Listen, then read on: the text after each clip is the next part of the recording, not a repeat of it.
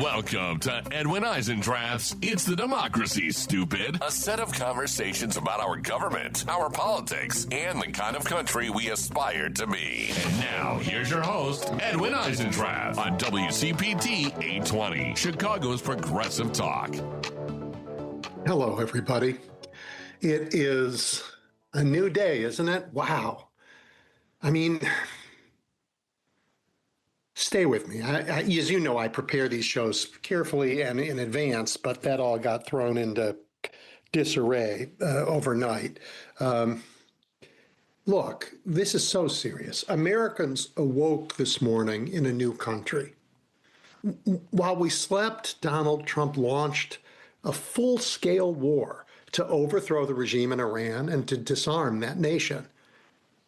But it's our nation, our Constitution he's overthrown.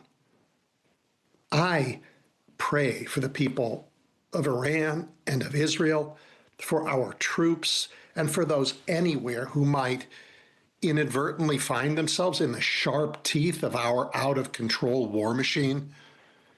But this morning, America is no longer the democratic republic governed by the rule of law that we love. It is a tyranny governed by a man. And look, everyone everywhere will cheer the end of the horrid reign of the mullahs in Tehran. But everyone should weep at the fall of our great constitutional order. Let me remind you, Article 1, Section 8 of the Constitution says Congress shall have the power to declare war. And I know you're going to say, but what about? Because the presidents have expanded that. But let's talk about those whatabouts. Because in common understanding, that article in the Constitution really means the presidents can't initiate a war. So when George Bush took us into Iraq, he got authorization to use military force. That's called an AUMF from Congress. And in fact, Congress has passed 3 open-ended authorizations giving presidents war powers in 1991, in 2001, and in 2002. But here's the thing. On December 18th, 2025, that's 2 months ago, Donald Trump signed the Defense Authorization Bill. And that bill included a repeal of the 1991 and 2002 authorizations. Here's what Chip Roy, that Republican from Texas, said at the time.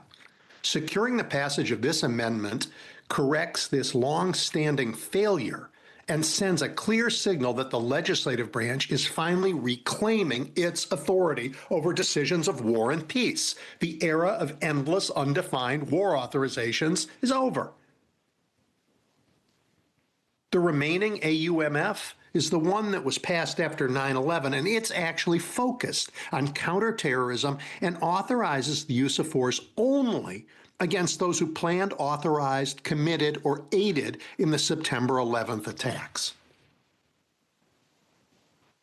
Iran had no role in September 11th. And the limitations of that authorization are why Bush sought additional ones when he attacked Iraq. So Donald Trump has no authority under law to take us into this war. But he has the power. It is a power exercised outside of the law, and thus it is a tyrannical power. And boy, our founders knew better. I mean, look, in his commentaries on the laws of England, Blackstone, that scholar of English constitutional law, noted that the king has the sole prerogative of making war and peace. And the founders knew this, and they chose a different path. Let me read you what James Madison wrote in his famous Helvidius essay. He wrote, let me just get it. Here we are. In no part of the Constitution is more wisdom to be found than in the clause which confides the question of war or peace to the legislature, and not to the executive department. Besides the objection to such a mixture of heterogeneous powers, the trust and the temptation would be too great for any one man. War is, in fact, the true nurse of executive aggrandizement.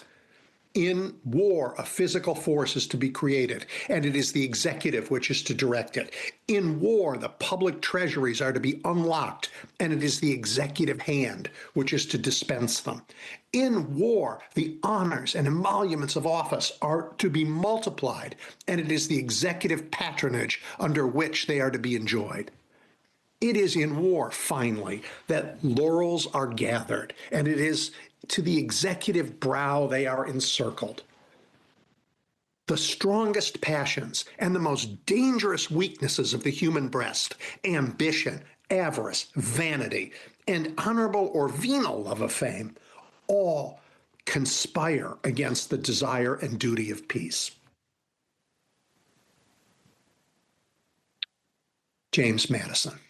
James Madison. The founders understood that a president who can unilaterally declare war will do so. And he will do it not for the American people, but for himself. They knew that.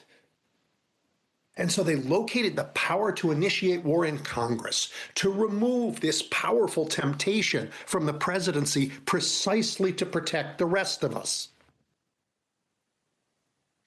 Donald Trump doesn't care. He's ignored our Constitution in many ways already this past year. He's ignored it. And courts have said repeatedly his actions are unconstitutional, just recently with tariffs, before that with sending in National Guard troops into our cities. Unconstitutional, doesn't care about the Constitution, but now in ordering us into a war without even so much as an explanation, let alone the legal authority to do so, he's just torn up that document. And so we woke this morning in a new country, a country that we should not recognize, with a government that is not legitimate. But we aren't powerless. And you've heard me say this before. There are legal remedies, and I hope litigation begins today. There are congressional remedies. The House and Senate should convene and convene immediately and either declare war or end this war. They must assert the powers our Constitution reserves for them. You know, and just in December they did by canceling these unending authorizations for use of force. By the way, they should also impeach and remove the criminal whose high crime is nothing short of treason against the Constitution and the rule of law in America. Not holding my breath on that one. But in addition to legal remedies and congressional remedies, there are political remedies. Americans will answer the call when all else fails. We always do. We always do. You and I are going to get ready. We are going to prevail in November. We are going to take back the government of this great nation. We are going to rebuild it stronger and safer so that fascists like Donald Trump cannot do this ever again. And he and that whole Epstein class that think they rule over all of us, their day is coming. All right, my friends, I have remarkable guests coming today. We are going to change up a little bit what I plan to talk to them about. Serious stuff in the world. Stay tuned. You're listening to Edwin Eisendrath's It's the Democracy, Stupid on WCPT 820. All right, my friends, I am joined now by Adam Glassfeld, a longtime legal journalist, the owner and editor of All Rise News. He founded All Rise News because, as we've talked many times, traditional journalism just isn't up to the moment we're in, and he focuses on the judiciary. His reporting is great. Please sign up for it and read it. And Adam, welcome. And we're gonna have to go off script. There are a lot of things I wanted to talk to you about, but many of that changed overnight. Absolutely. I mean, I remember waking up in the middle of the night and seeing of course, the news, and just changed everything. Thank you for that very kind and generous introduction. Oh, well, you've earned it. I mean, your work is good. So Thank you. I mean, I guess it's not wrong to talk about this. Look, going to war without congressional authority, without even here's why we're doing it to the American people, is so clearly illegal. And in many reasons, but among them, those endless authorizations to use military force that came when we went to war in Iraq were repealed in December. So, right. And Donald Trump signed the law that repealed them. So this is in every possible way illegal. But I guess illegal is the wrong word. It is extra constitutional. But you have looked at other things he's done that are extra constitutional, that simply ignored it. And courts have been saying the man's violating the law in so many ways. Can we review some of them with us?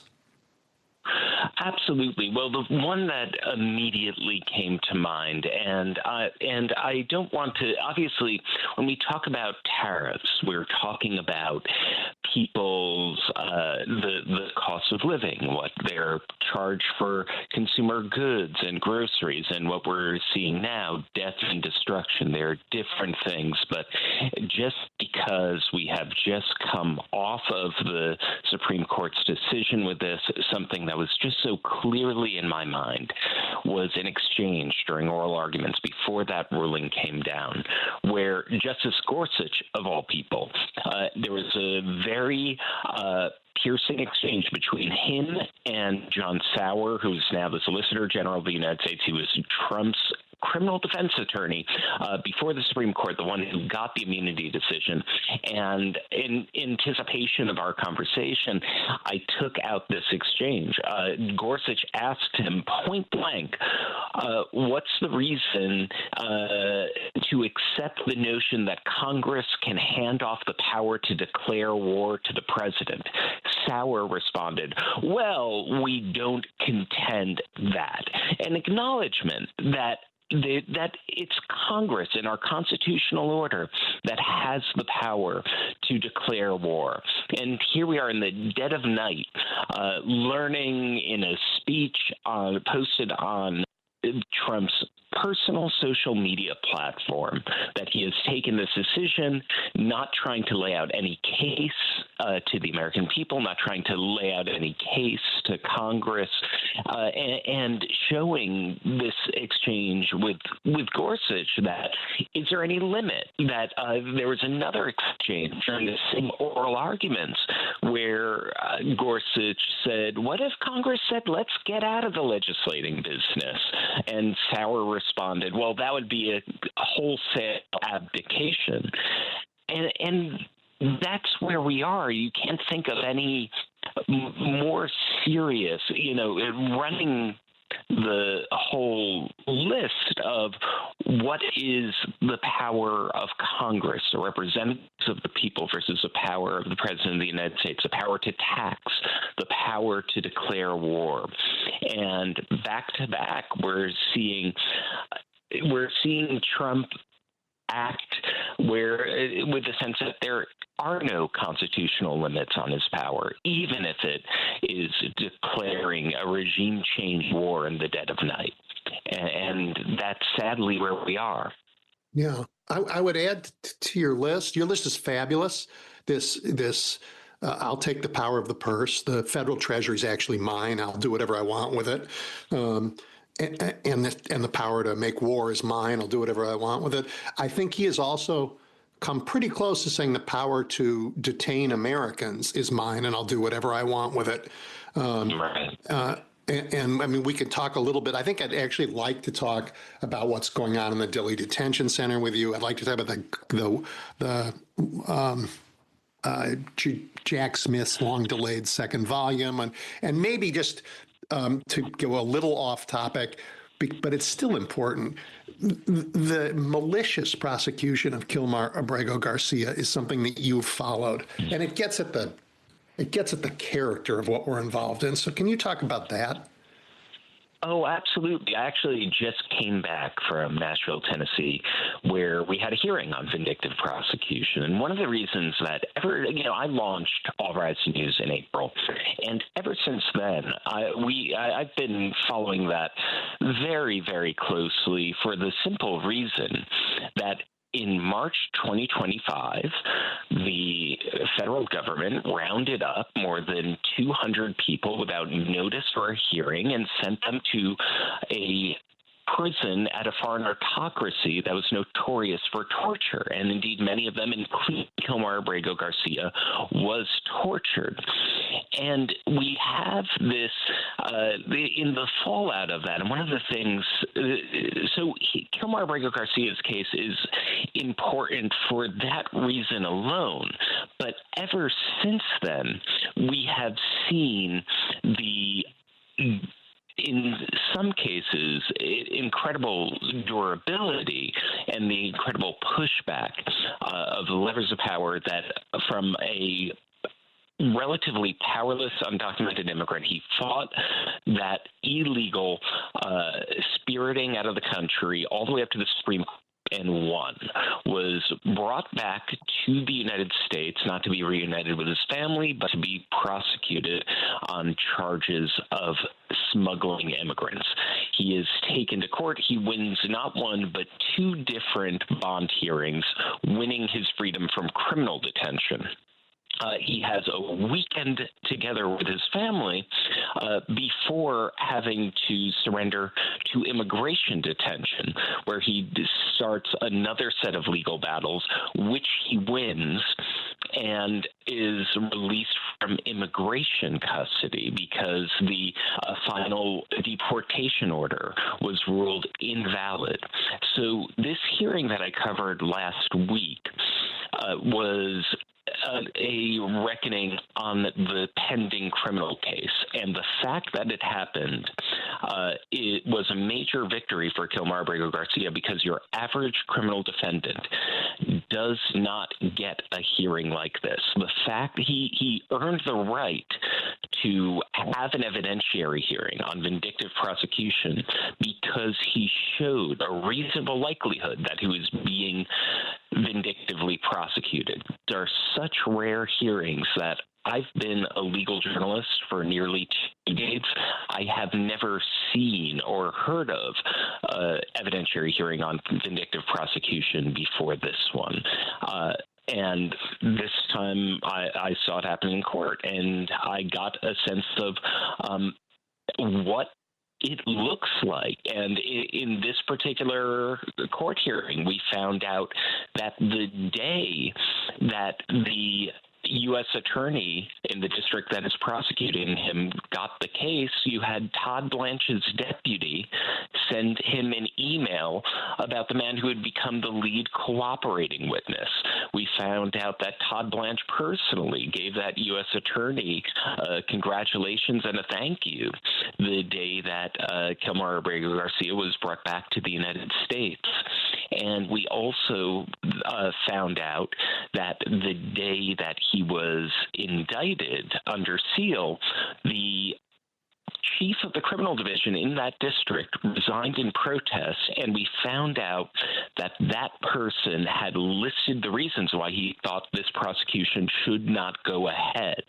The public has not seen that memo, and that longtime criminal division chief, the guy in charge of charging decisions in that district, he wanted the list of his reasons why he thought that shouldn't go ahead to be sent to Washington, D.C., and it never was. So I think you're right to tie this all together. What the common theme when we talk about tariffs, when we talk about declaring war unilaterally, when we talk about spiriting someone out of the country without notice or a hearing and trying to retroactively justify that decision with a criminal prosecution that may be on its last legs. Let me be clear. clear here. If Kilmar Abrego Garcia wins on his vindictive prosecution motion, he stands a very good chance of dismissing the case. And so that's where we are with that. And I think they're all part of a similar story in Trump 2.0. Lawlessness. Thank you for that. I have a couple questions about that. I mean, that was very helpful for me. Does the burden of proving malicious prosecution fall to Abrego Garcia, or has the judge seen enough to say the burden of proving that it wasn't malicious falls on the government? So because we are at the stage of the evidentiary hearing, it is now the government's burden to overcome a presumption that the prosecution is vindictive. Because That's what amazing. happened is That's amazing. it is amazing. Right. And it is something, again, I have never seen anything like this in nearly 2 decades on the beat. And the reason that happened is, in no small part, is because Todd Blanche, Trump's former criminal defense attorney, now Deputy Attorney General, went on And the Fox. man who says, no, we did not retain any Epstein documents to protect anyone. Yeah, that man. Yeah. Right. And the man who was interviewing Ghislaine Maxwell personally for reasons never publicly disclosed, that he went on Laura Ingraham and said that the investigation into Abrego began because a federal judge questioned their decision to spirit him out of the country without notice or a hearing. And that's what the heart of vindictive prosecution is, if you assert your right. And in this case, the right not to be spirited out of the country without a formal deportation proceedings, the right to have due process. And if the exercise of your right invites a criminal prosecution, that's definitionally vindictive prosecution. And so the judge found that was striking evidence in support of vindictive prosecution. That's why we had the hearing, and that's why the burden has shifted to the government, and why they had to provide evidence. That hearing was the government's attempt to salvage the case. Well, look, if Abrego Garcia wins, taxpayers are going to end up paying a lot of money because he's going to very successfully sue the government, after that. So wow. All right. I guess,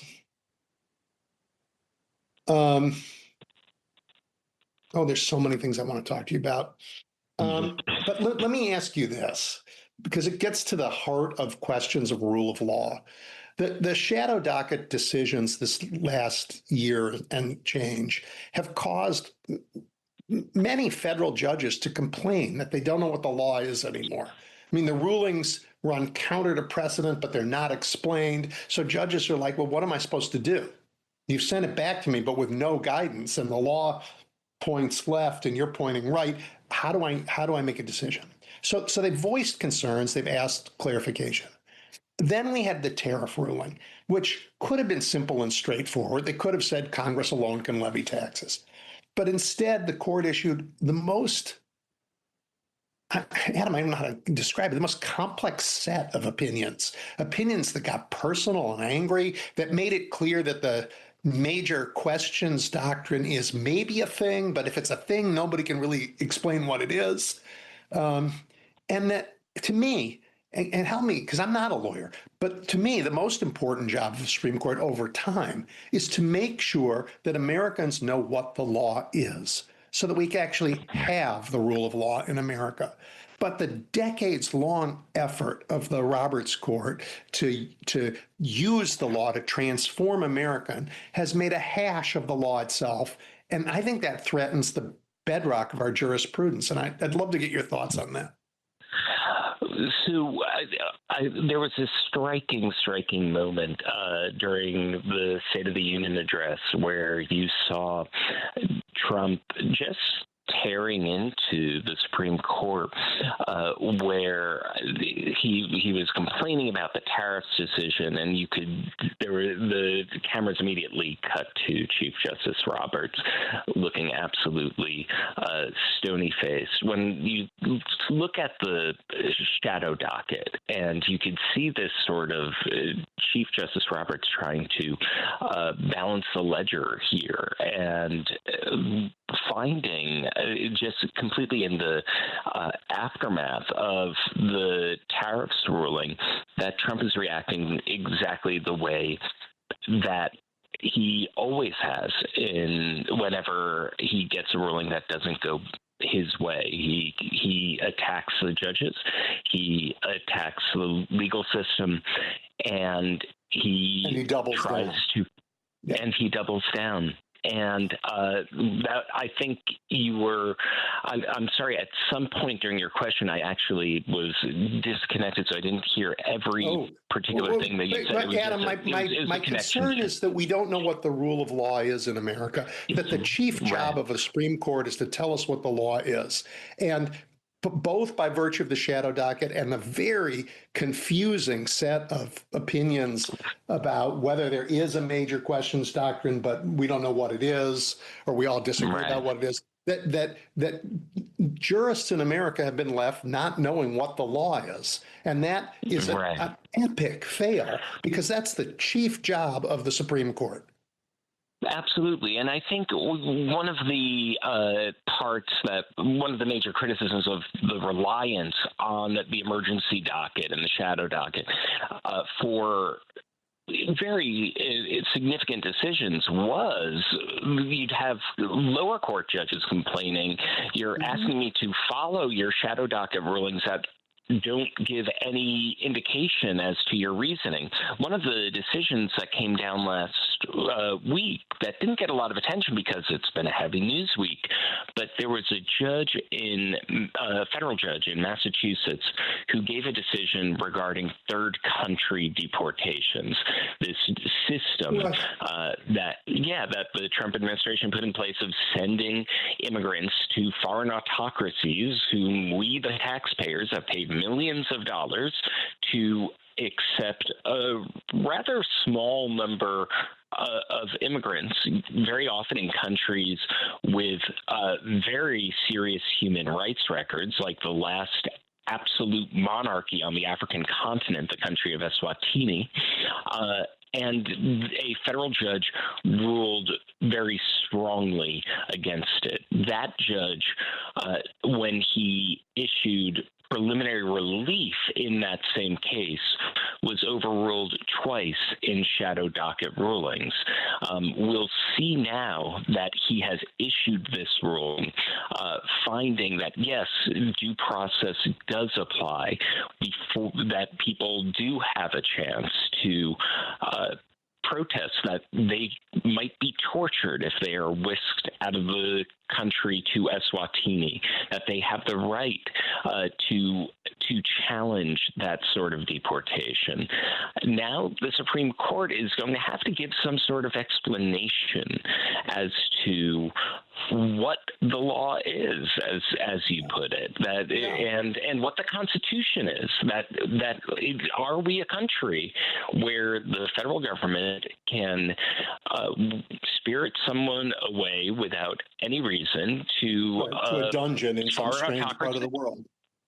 Just to be dumped at random on the global map wherever the country may have made deal with a foreign despot. Yeah, it's an ugly place we're in, and it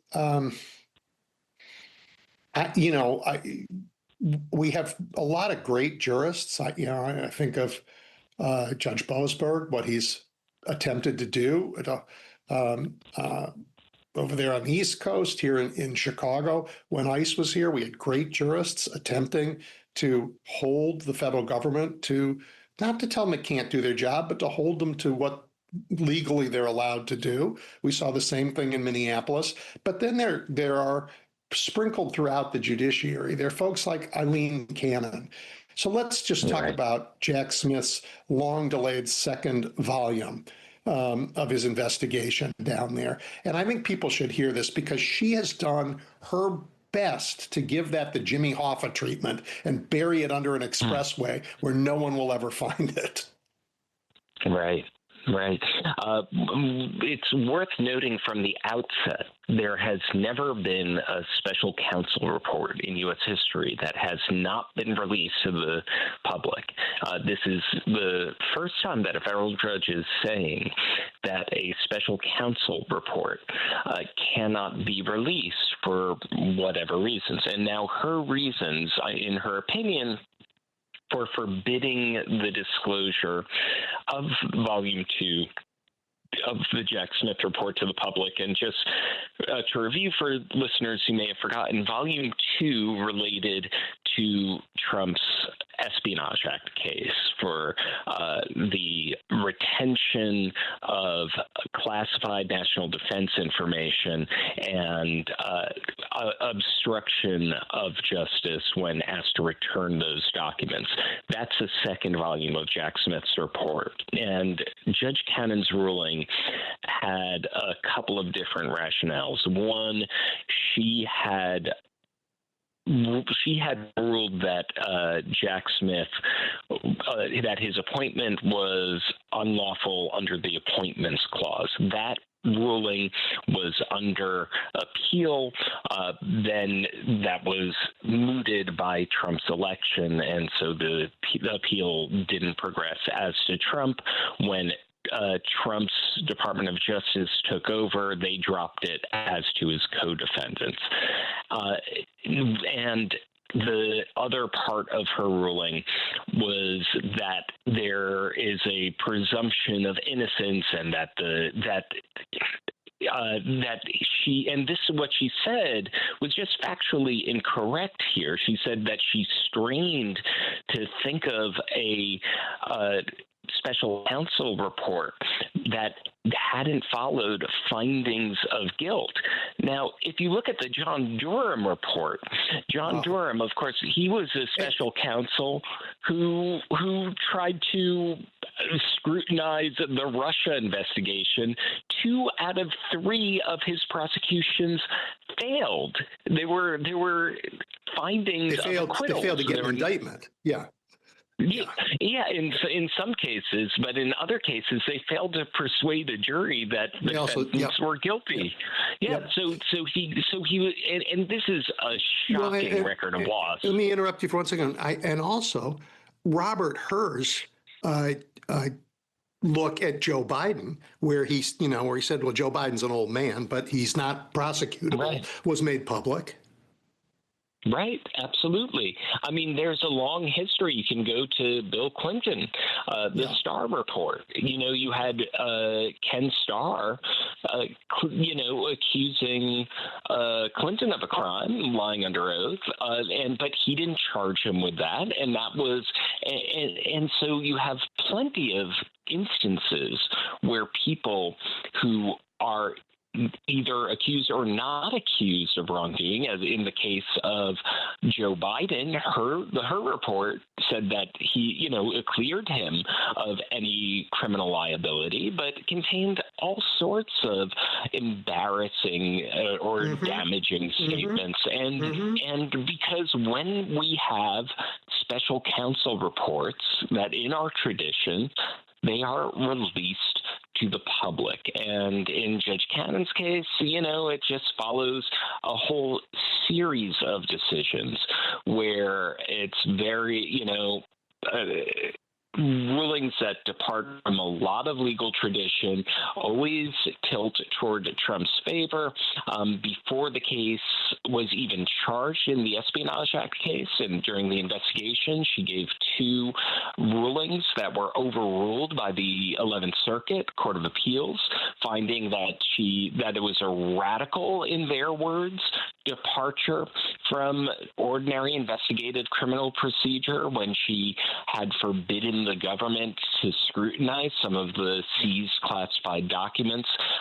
She set up an unprecedented special master review of the documents that was also stricken down on appeal.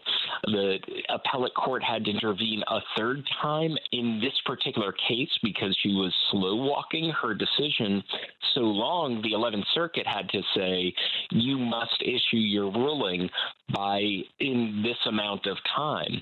So the good news for folks who are hoping for a little transparency is that one of the groups that has fought for the disclosure of this document, it's a group called Knight First Amendment Institute based in Columbia University. They tried to intervene in the case, and in a usual case would have been granted intervention. Judge Cannon denied their motion to intervene, but they have appealed that, and they did appeal that before this ruling even went down. So I spoke to one of their attorneys very shortly after this ruling went public, and he made clear they are still fighting for the release of the document. They believe, First Amendment law is on their side. The right of access is by their side, and this could come up for adjudication.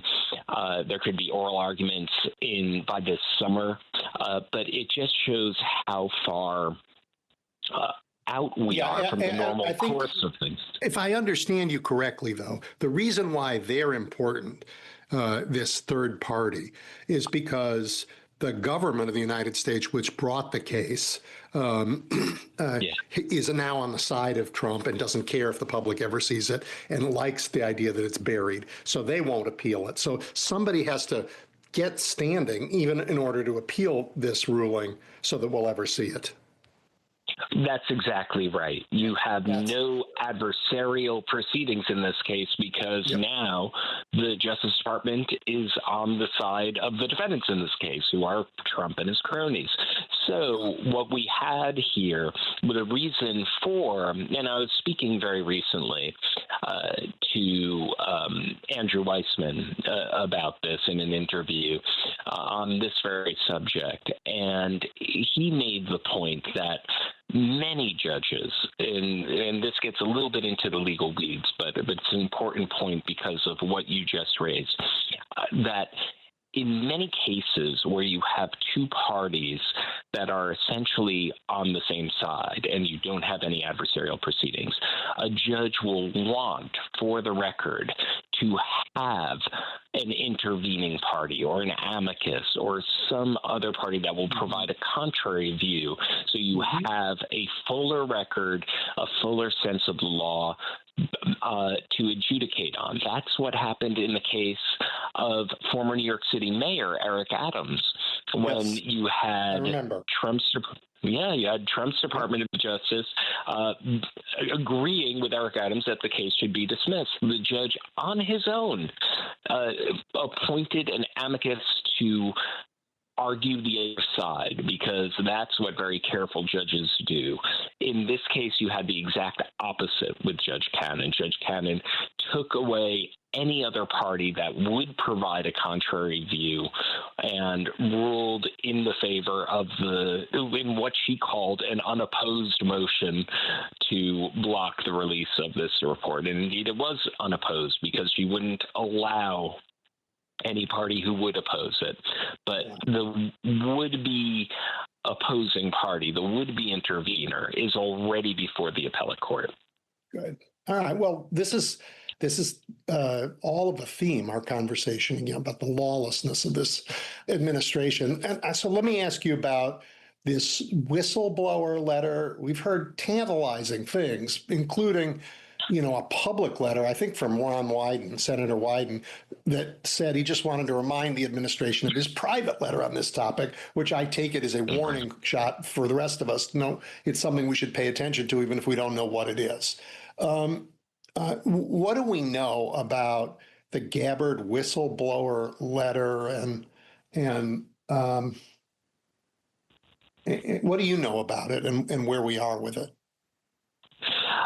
So There, as I understand, we still know very little because I spoke recently to Senator Warner on this subject, and I know that there was a reporting recently in the Wall Street Journal that that DNI blocked Congress from even seeing the Gabbard whistleblower intelligence.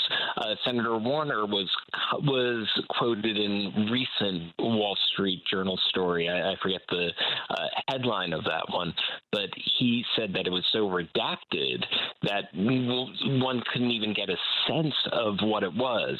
So, an administration that calls itself, rather farcically the most transparent administration in history, when not blocking the Epstein files, when not blocking any sort of information about why they have declared a war or what is behind the whistleblower report into the head of DNI, such that the top Democrats on the Intelligence Committee cannot make any sort of informed sense of it. It just shows how far down through the looking glass we are. That an alarming thing of this nature, that it's very difficult to make any sort of meaningful sense out of it. The other thing I will say about that, the fact that we are still hearing from whistleblowers shows the incredible bravery that people have in a vindictive administration that has shown again and again. We have a banner with Trump's face outside of Main Justice just cementing what was already known from the prosecutions of James Comey and Letitia James, that this is an administration that's going to punish people who stand in the way of its agenda. But we're still hearing from whistleblowers. We're hearing from a whistleblower against Tulsi Gabbard. We're hearing from a whistleblower about ICE's view that they can enter into people's homes on an administrative warrant, which is meaning, without even going to a judge. That is a whistleblower disclosure that we can make meaningful sense of. We have seen that memo. So the fact that whistleblowers are still stepping forward is a positive sign that the people aren't being intimidated, even if the hurdles toward genuine transparency are getting harder and harder. Oh, Adam, I am in awe of the American people for standing up to these dictators. And many of them work in our government and are trying to do the right thing. Some of them are judges and they're trying to do the right thing. Some of them are members of Congress, although they have said, look, we're afraid. And I think if they're afraid, they should quit and let people who have the courage to fight for America do the job. But the idea that it takes extraordinary courage to follow the law tells you how far we have moved away from the rule of law. I worry, and I mean, you're in it. I'm not.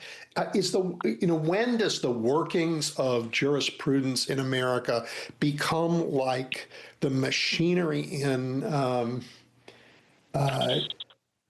the H.G. Wells's Time Machine, that people are who in the Morlocks underground are working at machines, and they have for centuries, that don't really do anything anymore, right? I mean, it is the whole.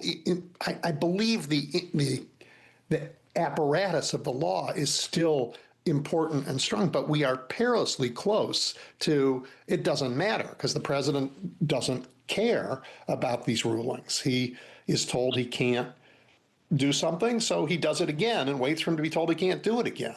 And now he's taking us to war extra legally. Right.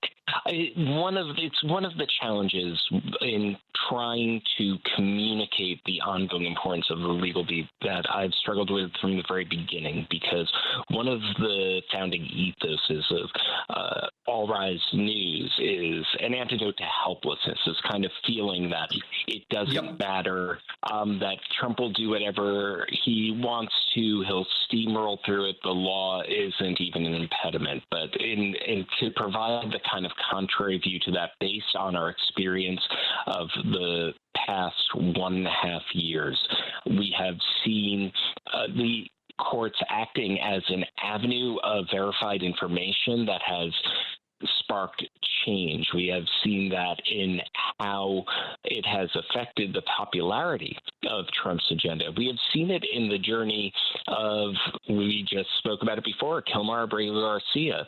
If the law was so toothless, he would still be in CCOT prison in El Salvador rather than in Maryland with his family after beating the Trump administration. And I remember when he won pretrial release, people said, well, will they actually release him? They did. When he won his freedom from immigration detention, will they release him? They did. Now, they didn't do that because out of the goodness of their heart. They realized the limitations of their power. And there are very real levers of power that Trump does need to, he is not giving up his perceived power to wave a magic wand and tariff the world freely. He's going to try to come up with some sort of other legal fiction.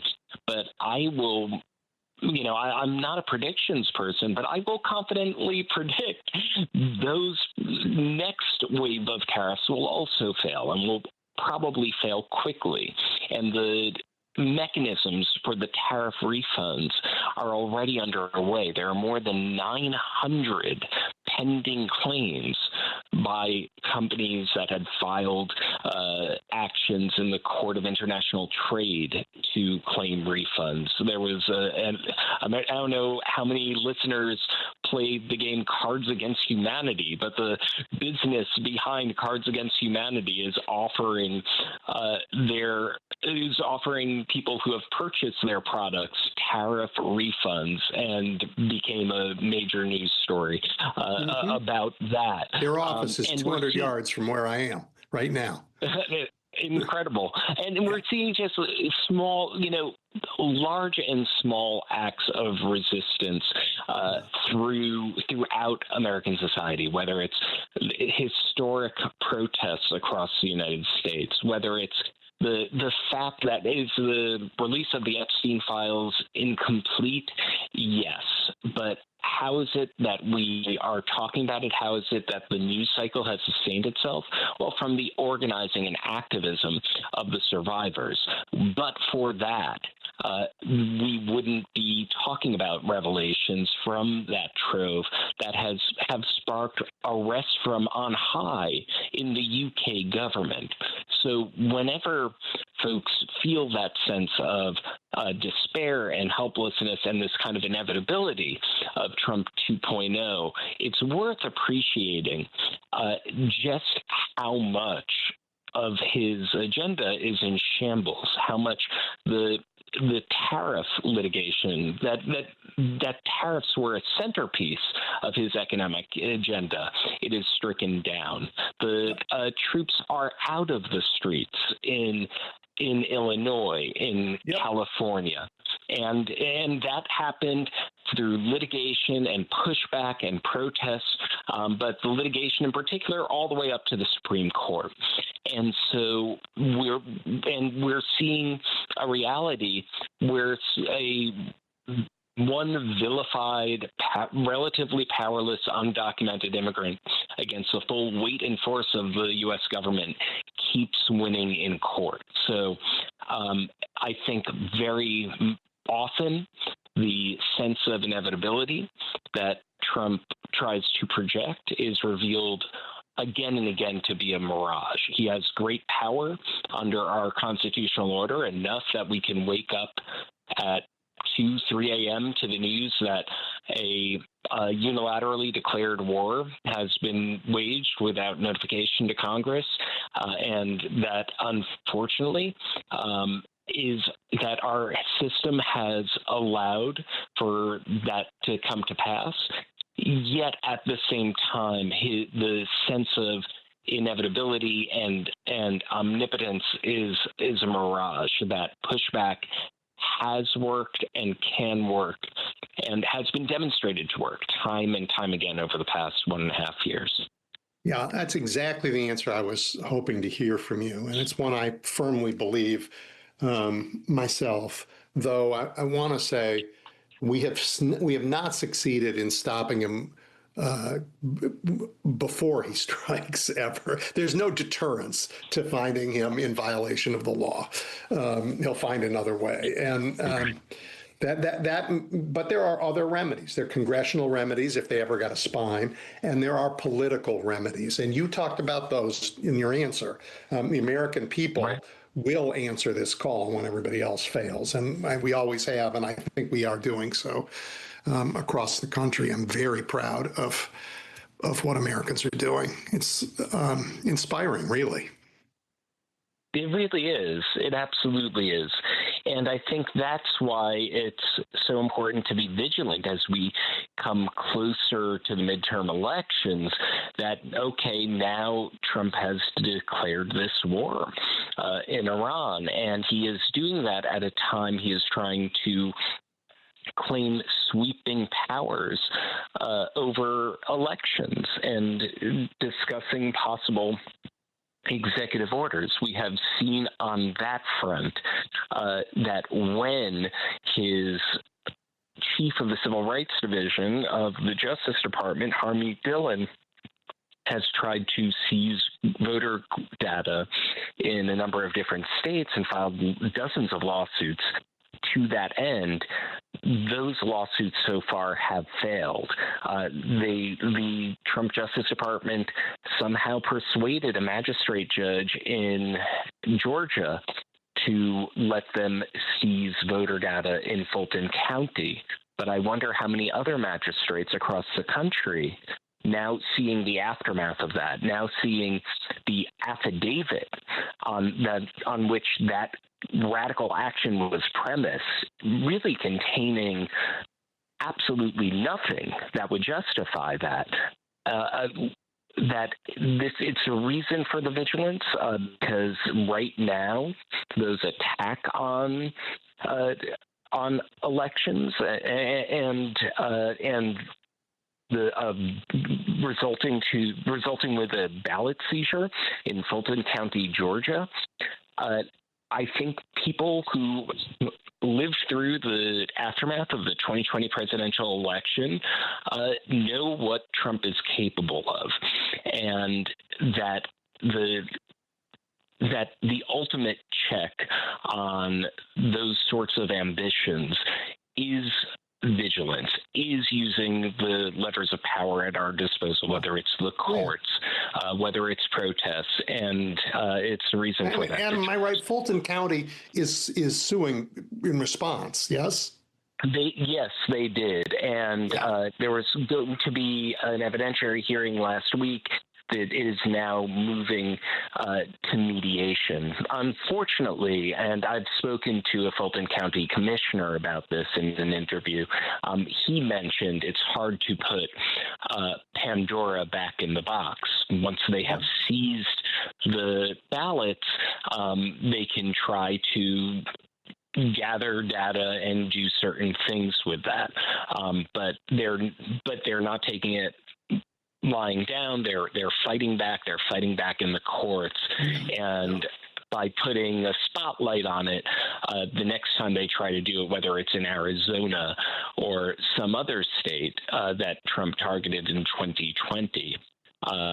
People will be more vigilant. People will be more aware, and maybe any magistrate who would follow suit is going to be on notice that this isn't an average, search warrant request. This is a ploy by a very anti-democratic, very dangerous maneuver.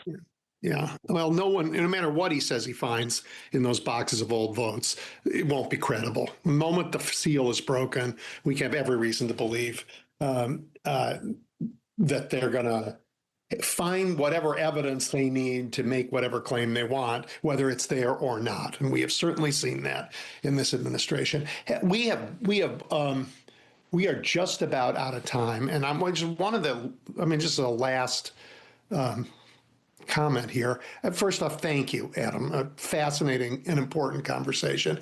But second, among the heroic things Americans have done in the last couple years is step up and fill gaps in journalism as the business model has changed and local journalism has collapsed and big national organizations have been co-opted and consolidated and taken over. And All Rise News is one of those that answered this important call. So, Adam, tell people how they can find it, how they can subscribe. Really important.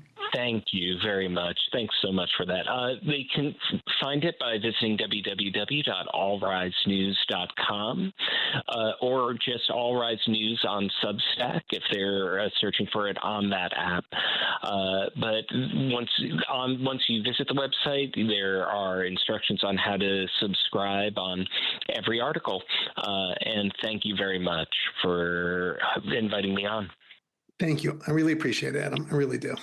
All right, everybody, we're going to take a break for the news. When we come back, I taped an interview before the war, but it's still worth listening to because it's all about the efforts to try and rein in money laundering and the kind of stuff that that let Epstein get away with what he did. And guess what government is like watering down all the ways we protect ourselves? That's coming right after the news. You're listening to Edwin Eisendrath's It's the Democracy, Stupid on WCPT 820. Ian Gary is the executive director of the Financial Accountability and Corporate Transparency, or FACT, Coalition. I want everybody to know more about their work because, look, this is a coalition of I think more than 100 member organizations that promotes policies to combat, illicit finance and globally punishing international tax systems. And I mean, oh my gosh, talk about a moment that's right, a group that's right for the moment we're in. Ian is one of the country's champions in fighting money laundering, tax evasion, and the way corrupt actors everywhere park their money here in the United States. Ian, thank you for joining me. Thank you for having me. You were a big part of getting Congress to pass the Corporate Transparency Act, which went into effect, I think, in the very beginning of 2024.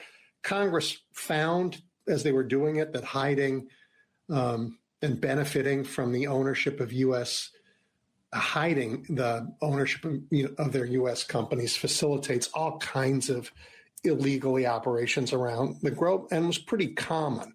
And it made me think of things like, Jeffrey Epstein and the human trafficking network. Could you take a minute and talk about that act and what's happened to it? Sure. Well, for those listeners who don't know, the U.S. has been historically one of the easiest places to hide dirty money. And that means dirty money coming from drug traffickers, human traffickers, corrupt and kleptocratic politicians from other countries around the world.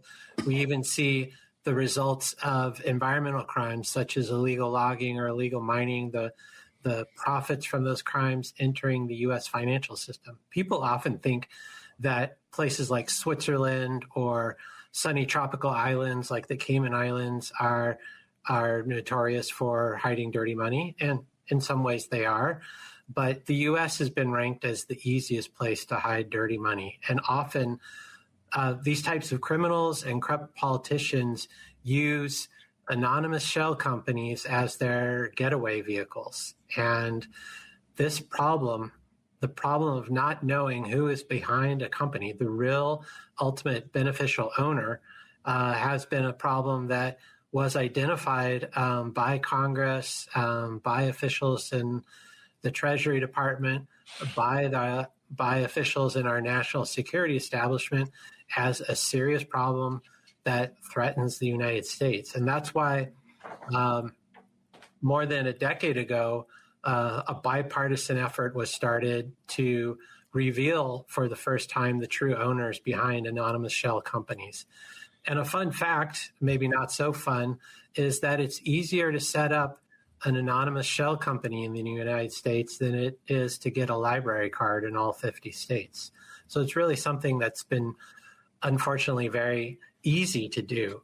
But working with a bipartisan group of members of Congress in both the House and the Senate, the FACT Coalition, along with our allies in the banking industry and law enforcement, it was really an unusual bedfellows type of coalition with, ranging from Greenpeace to the U.S. Chamber of Commerce, all calling for the passage of the Corporate Transparency Act. What we saw was that act did pass, was signed into law at the beginning of 2021, and for the next few years, the FACT Coalition, along with our allies, we were really working to get this law implemented. So passing the regulations that would describe who's required to report, what they're required to report, how the reporting happens. And so things were going very well, as you mentioned, with the law being implemented in 2024. The U.S. Treasury Department agency responsible for collecting the information, the Financial Crimes Enforcement Network, had over 10 million companies report their information. But looking at the beginning of 2025, the Trump administration comes into office, and in March last year, basically a tweet from Elon Musk, of all people, set in motion the gutting of the Corporate Transparency Act, unfortunately. Right. So the Treasury Department said, we don't need to know who owns companies. We're not going to worry about the beneficial ownership piece of it. How is that legal? Well, we believe that it's not legal. The law needs to be fully implemented, and the White House has a responsibility to uphold and implement laws passed by Congress. What we saw after this tweet from Elon Musk, apparently he was responding to some random internet quote unquote comedian, was less than a couple days later, the Treasury Department said that they're suspending implementation of the Corporate Transparency Act and making it not effective for more than 99.9% of the covered companies. This is supposed to cover a universe of about 32 million companies.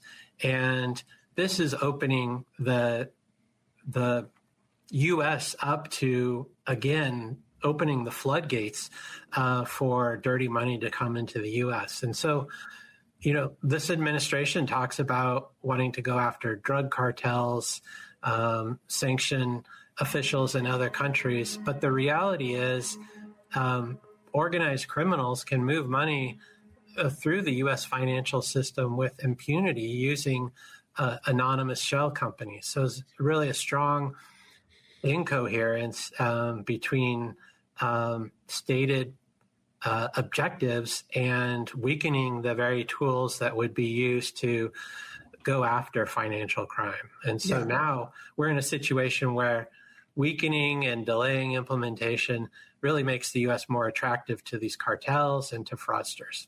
And I understand that people took the administration to court, they lost. So, I mean, is the beneficial ownership piece of this completely dead now, or is it like coming back to life? I mean, are you winning this fight?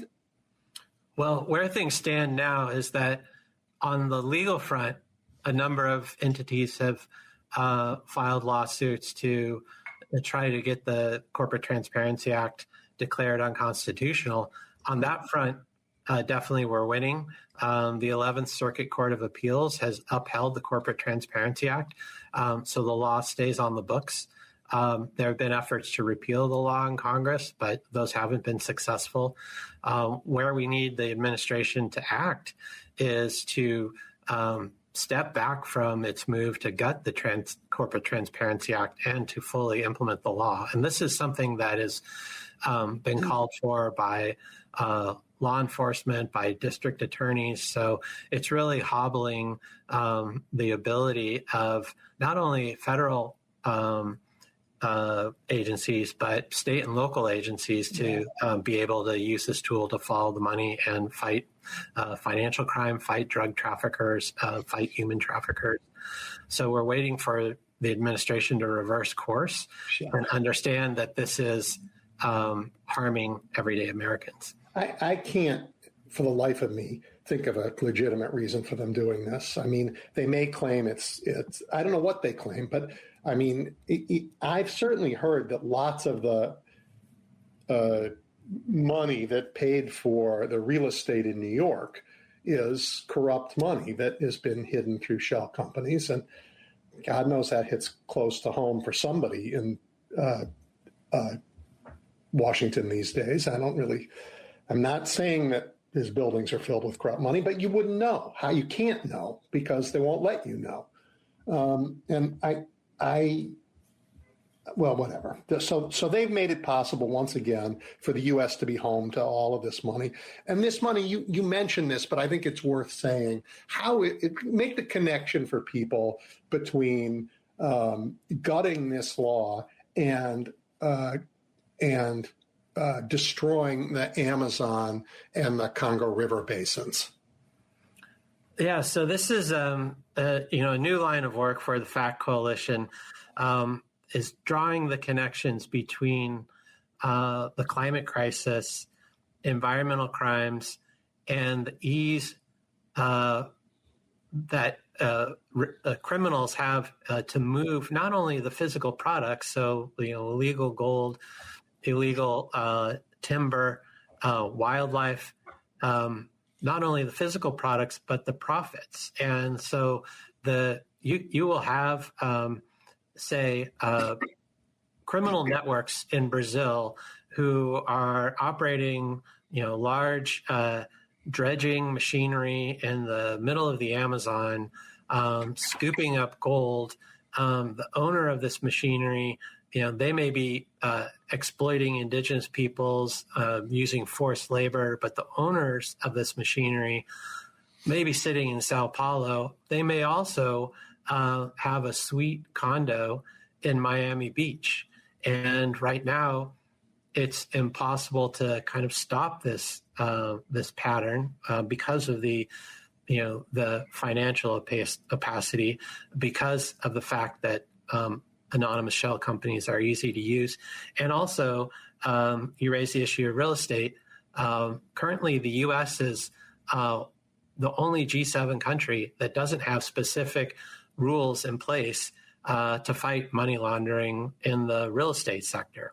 And so you could show up in Miami, make an all-cash purchase of a condo using the proceeds from environmental crimes in the Amazon or in the Congo. We've seen other cases where, family of the president of the Republic of Congo has bought condos in Florida with, with stolen money stolen from the Congolese people.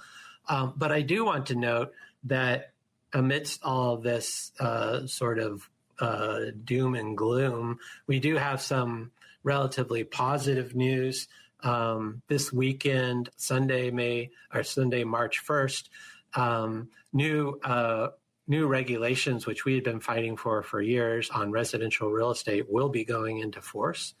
And that will be requiring new real estate reports to be filed where it's, for example, an all-cash purchase. So somebody in that real estate transaction will need to file information about who the true owners are of, a trust or a corporate entity, if that's being used to purchase real estate. And as you note, residential and commercial real estate has been subject to massive money laundering. There cases of Iranian government being able to purchase real estate in the U.S., properties in Colorado and Oregon. And we've also been working in our coalition with housing rights groups and economic justice groups in places like California. There's a network called Rise Economy, because money laundering in real estate distorts housing markets. Sure. And raises the cost of real estate. Yeah, raises the cost of real estate for everybody. Ian, Yeah.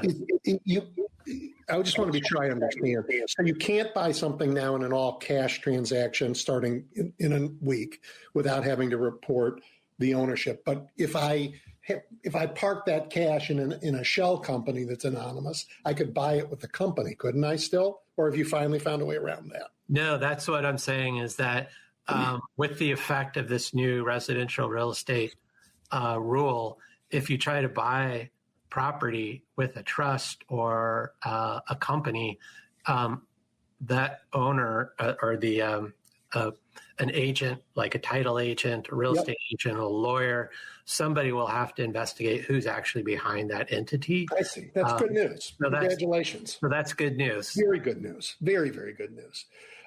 There are other, the Corporate Transparency Act isn't the only way the government fights money laundering and bribery. Talk about some of the other ways that this administration is dismantling the pillars of the fight against money laundering and some of the bribery frameworks. Yeah, well, there's been it's been a broad assault on some of the tools that are important for anti-bribery, anti-corruption, and anti-money laundering.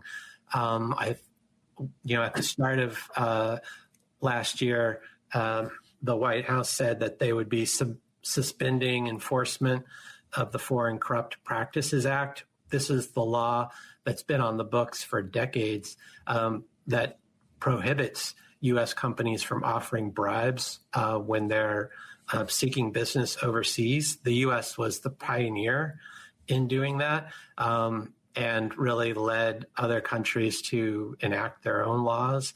Now they're saying that this law is in suspension.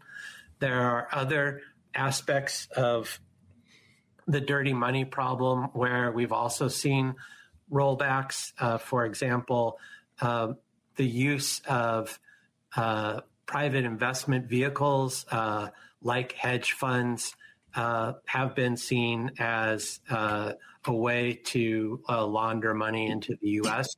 We've seen cases of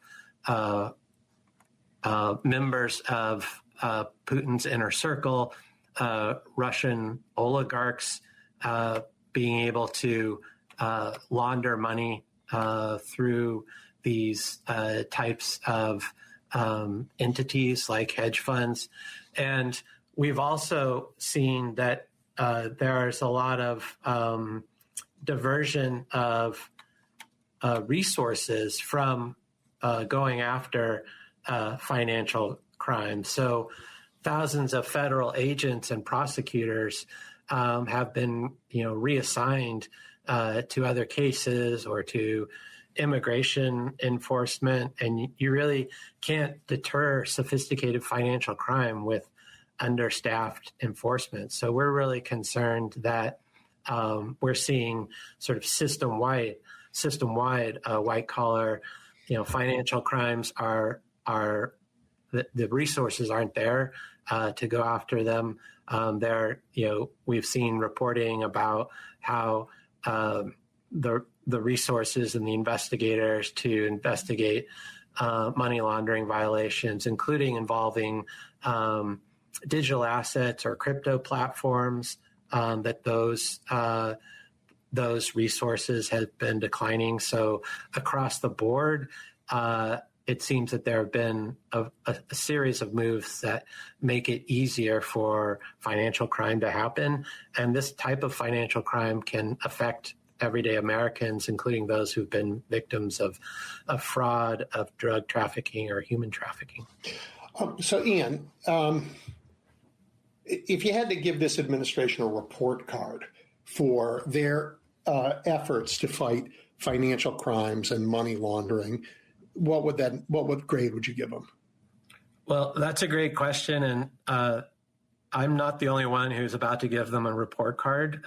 Interestingly enough, a global body called the Financial Action Task Force, which was set up in part by the United States, judges countries on their performance in terms of anti-money laundering, combating the financing of terrorism. And this year, the U.S. will be evaluated by the Financial Action Task Force. So they are going to be very much in the spotlight. And actions such as the rollback of the Corporate Transparency Act will not help in terms of the U.S. score. But between the rollback of the CTA, other actions, it's a very low score at this point. And it's really incoherent when you look at the issues that the administration says it cares about. Well, I want to ask you about that, because at the State of the Union, President Trump said, amongst many other things, that he takes fraud very seriously, and the vice president is now going to lead the government's effort to fight fraud, and that transparency is the most important thing, and Congress has to pass legislation to make sure that financial dealings are transparent. And I know he was referring to one particular bill about Congress members owning stock. But he didn't say that. What he really said was, my administration cares about fraud and cares about transparency. And you direct a nonprofit. You're in no position to say this, but I'll say it. It sounds like he was just lying. Well, I'm not going to say whether he was lying or not, right. But if you look at the evidence, the fact is, if they cared about fraud, if they cared about transparency, they would not have rolled back the Corporate Transparency Act. Or reassigned all the people in the attorneys general's offices around the country who are fighting fraud. Right. So let me ask you about John Hurley, who was the Undersecretary for Terrorism and Financial Intelligence. He resigned from the Treasury Department recently. And some are saying, and I just didn't get your views on this, that he quit because the financial sanctions are being used for political rather than crime-fighting reasons. And I don't know if that's true or not, and I wonder if you do. But whether it's true or not, doesn't it really raise questions about what the powers we give our government should be? Well, I think one of the things that I'm concerned about is the power to use anti-money laundering tools should not be weaponized against the most vulnerable in society. The fact that they are looking at targeting specific communities, or, for example, in the last few months, they wanted to put in place a quote unquote geographic targeting order, which would provide a lot more scrutiny on the money that's being transferred from border communities, for example, on the border between the U.S. and Canada. So like a very specific order looking at how money is being transferred, say, between communities in Southern California and Mexico. Those kinds of moves are performative, and they're not the kinds of moves that need to be made in order to tackle the big money criminal schemes that move billions of dollars into and out of the United States. Those kinds of tools include the Corporate Transparency Act, include investigators who can go after the cartels. If you're really concerned about the cartels, blowing up a boat in the Gulf of Mexico is not going to do it. What you need is a war against dirty money. And right now they're disarming the laws that are needed, and they're disarming the people who would fight that war against dirty money. And where does crypto fit in all of this? Yeah, so crypto is just an emerging threat to uh, uh, those who care about dirty money. It's a vehicle that makes it very easy to move dirty money. I think Congress is there are some in Congress, including Elizabeth Warren and others, who have been trying to work on addressing crypto and money laundering and dirty money. But that industry is quite powerful, and so there's some intense lobbying going on around that industry right now. Yeah, it sure is. Well, let me go back to this. The vice president's going to lead the fraud efforts. I guess my take on that is, wait a minute, we're talking about investigating crimes and developing cases that would then go to court. That's the job of the Justice Department. I know, tag sale for Pam Bondi here, but when it's the vice president, it becomes a purely political question. He's not got the staff or the expertise to look at whether or not somebody's violated a crime and do that kind of investigation. What do you think about all of that? Well, what I think is what I've said is that the Department of Justice, the Financial Crimes Enforcement Network, the Treasury Department, and other agencies involved in fighting financial crime and going after fraud and the vehicles that are used to perpetrate that need to have the resources. It doesn't make sense to locate these efforts in the vice president's office when there are existing structures and systems that have been in existence for years that, if resourced and let to do their work, would be effective in fighting true financial crime and fraud. Yep. But Ian, there's a lot of evidence. Again, I don't want you to comment on this part, but that this is one of the most corrupt administrations we've ever had. If people care about financial transparency, about fighting corruption, how do they get involved with your work in a way that's not technical, but lets them understand these issues better and share what they learn?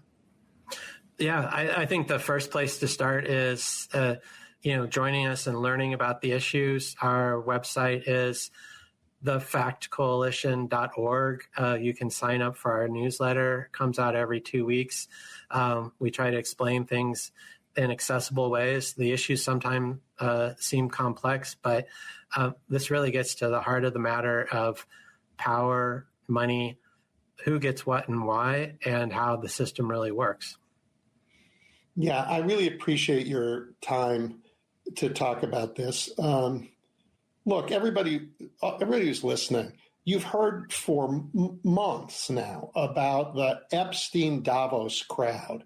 These are people with enormous wealth. And I'm not saying they're criminals. Welcome back to Edwin Eisendrath's It's the Democracy, Stupid, on WCPT 820. Okay, everybody. Sorry about ending that last one in mid-sentence, but I hope you enjoyed it. Anyway, now I'm joined by Mark Jacob. He's a longtime friend of WCPT's, writer of Stop the Presses on Substack, a man who trained in the ancient world of big city newspapers, but nonetheless has made the transition to contemporary journalism. Anyway, Mark, good afternoon.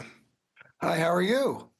Well, I like the rest of the country, I'm in a bit of shock. I understand the news is reporting that the supreme leader of Iran has been killed, and there are photos of his body. So we're at war. This is like, you can't pretend this is a limited strike. This is a full-on war that we've been brought to without so much as a by your leave from the president to talk to Americans to get us to think it's a good idea or even give them the legal justification to do it. What are your thoughts about this morning? Well, it's clearly not the way that the Constitution was written. Congress is supposed to have a say in if the president wants to go to war, he's supposed to go to Congress and to the American people and give the justification, the rationale, and also explain kind of what the end game is. What are the goals here? And because Edwin, right now we don't really have goals for this. He keeps on saying ridiculously, I think, that now's a chance for the Iranian people to overthrow their leaders. Like that just happens instantly, or it happens just magically. And this idea that you can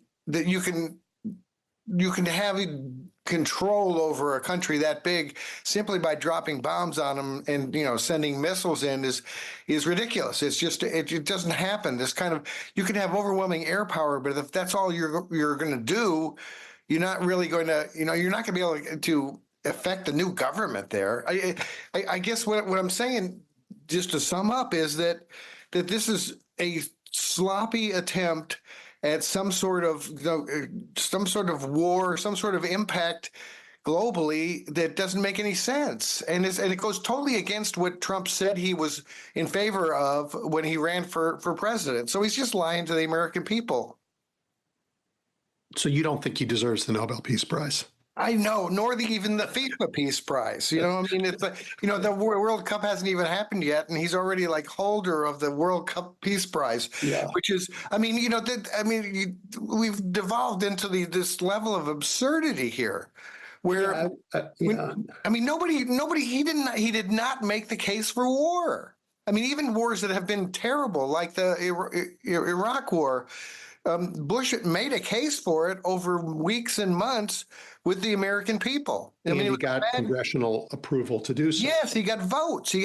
People actually voted on what they were going to do. In this case, this is the dictator just deciding, I want to go kill people, so I will. Including, Mark, in December, he signed the Defense Authorization Bill, and in that bill was the repeal of the authorization to use military forces from 1991 and 2002. He signed it, just like he signed the Epstein Transparency Act. His signature doesn't mean anything.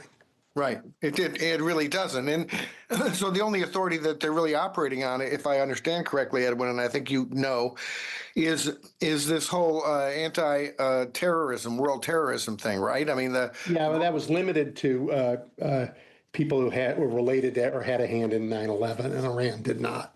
So he's got no leg to stand on there. Right. So all right. So he's doing this based on what? Nothing. I think he's doing it based on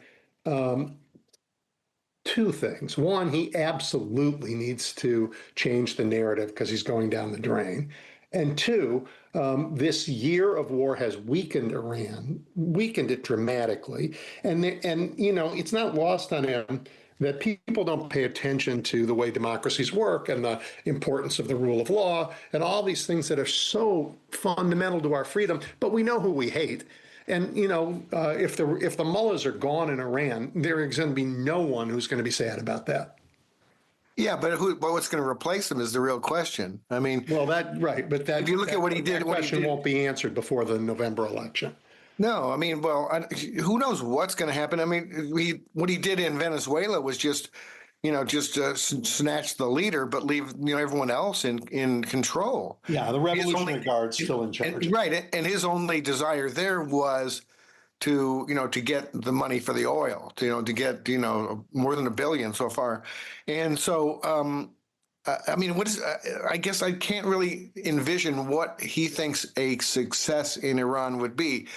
If there's plenty of mullahs there, if they kill Khamenei, and it's really not clear yet whether they have. The Israeli reports say they have. Iran, last I saw, was still insisting they hadn't, but who knows? It's fog of war, so who knows?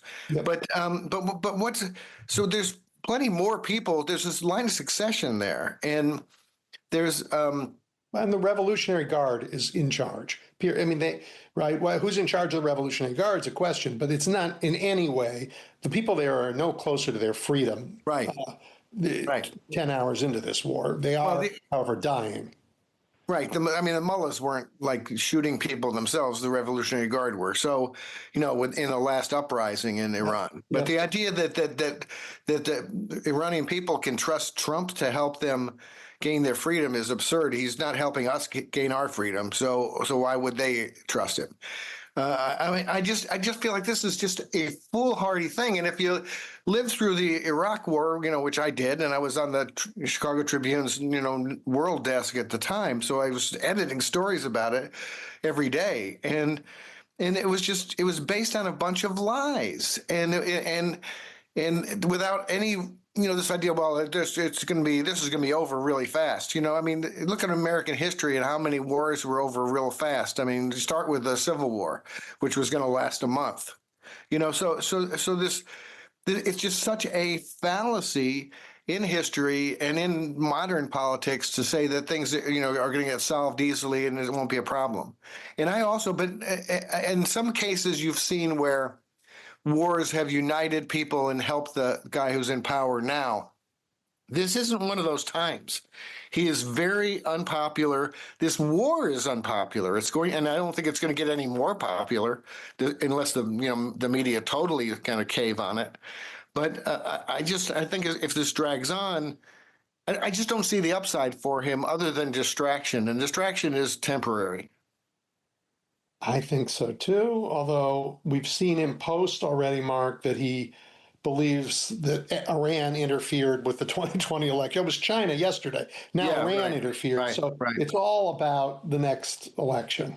Right. And so, and that's the really scary thing, because the more he can make it seem as if there's some foreign threat to us, the more he thinks he can justify declaring an emergency, and either delaying the election or stationing troops at the election sites, or, invoking the Insurrection Act. There's this whole creation of an emergency so that he can be even more of an autocrat is the thing we should really worry about.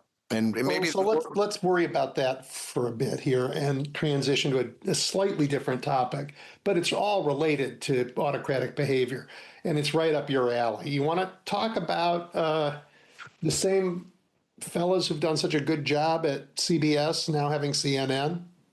Yeah, well, that's a real problem. I would have to say, and I criticize CNN plenty, but they were not. The thing that CNN did is that they've done is try to be middle of the road by telling the truth about Trump's abuses, but also having people like Scott Jennings on to give the party line, the right-wing party line, even though they know it's a lie.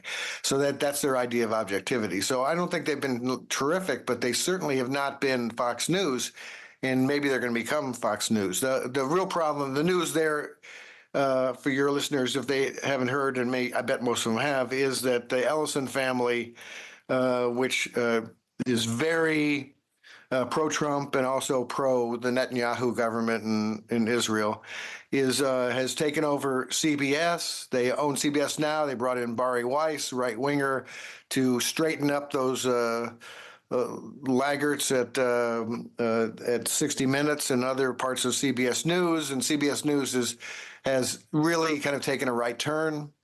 And now that they're going to, they've made a big purchase of Warner Brothers. That seems to be going through, and that will mean that they own CNN too, and they also own part of TikTok according to a new deal. So they're just assembling media, and what this is kind of a technical term for what this is called is media capture, which means, and you saw it.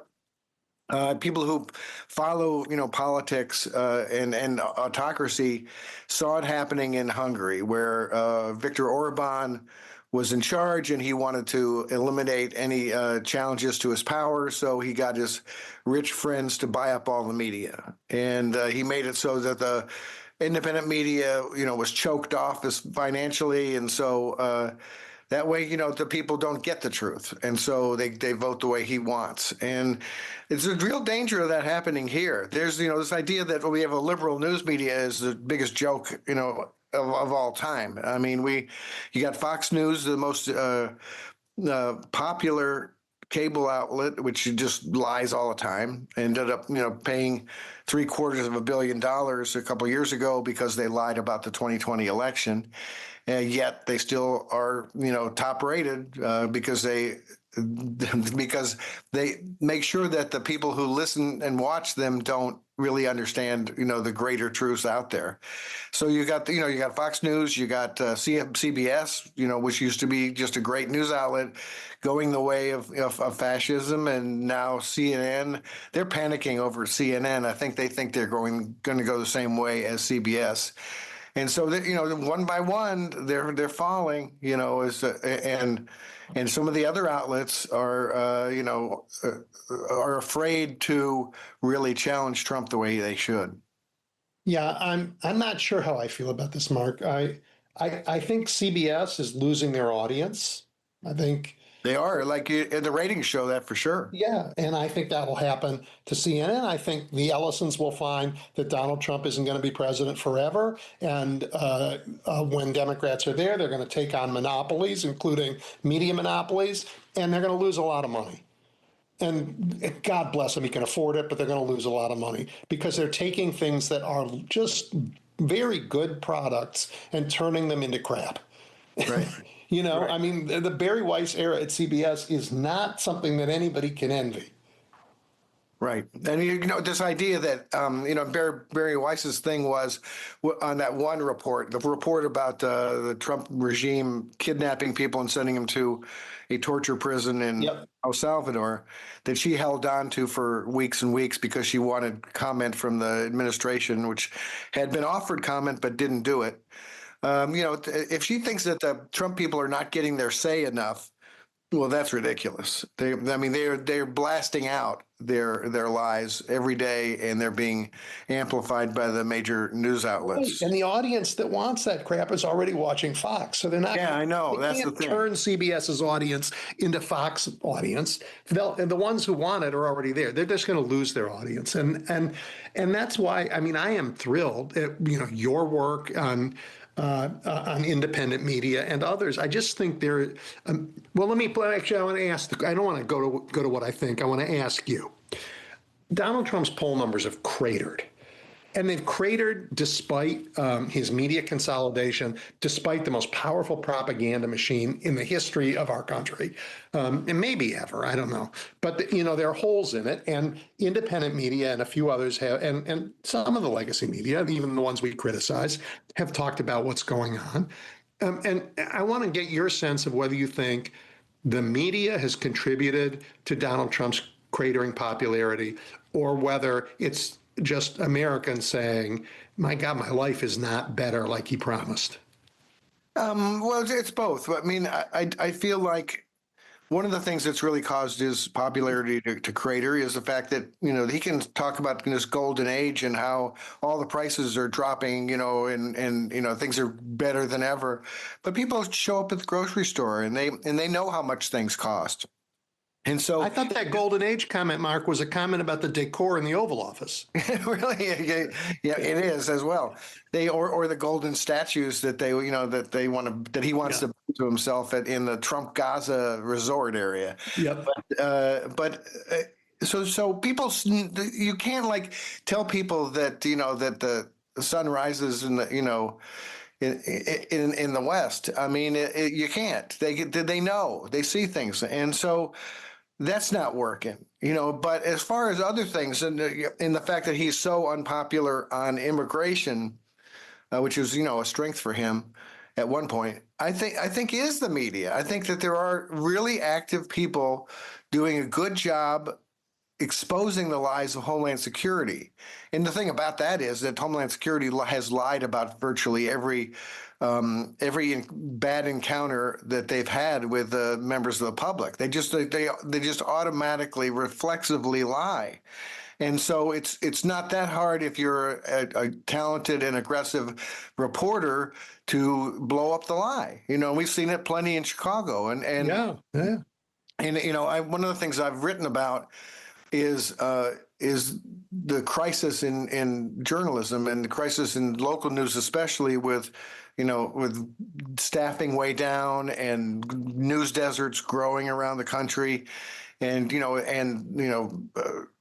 lots of greedy people owning news outlets who don't care anything about journalism.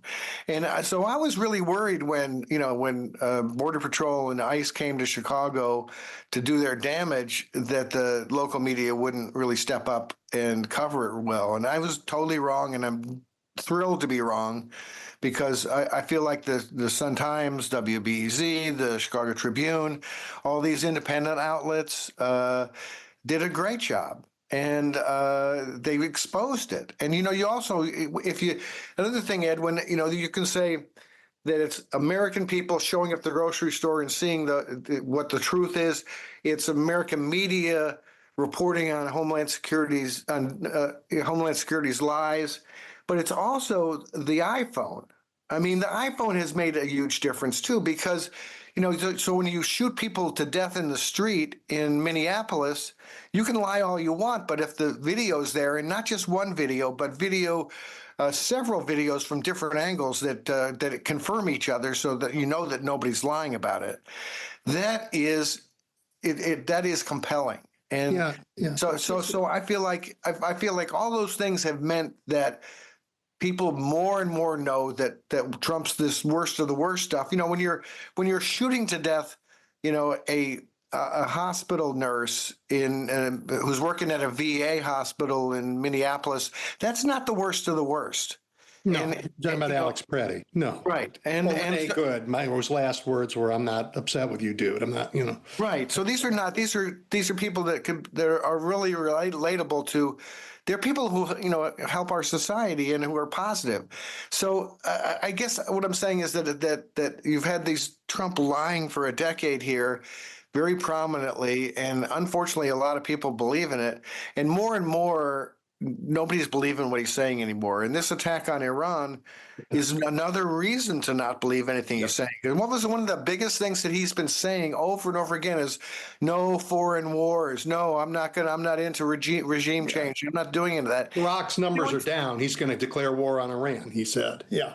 Right. So, I just feel that there are a lot of different reasons that his approval is cratering, and we need to keep it cratering. I totally agree with you. But what's interesting to me is all of that leads me not to worry as much about the consolidation of news in the hands of these autocrats, because what's happening is that Americans are saying, I get it, and whatever they're saying, I don't believe it. I mean, you think about what the average, if you believe the stories, what the average Russian said when they turned on the TV in the Soviet era, and they would hear the news from the great patriotic efforts of whatever it was they would all go, this is all BS. Right. Right. And they didn't. And I think the same thing's happening here. People are looking at what the consolidated propaganda of the right wing and going, I saw an ad this morning, about how crazy Democrats are because they didn't stand when Trump, baited them at the State of the Union.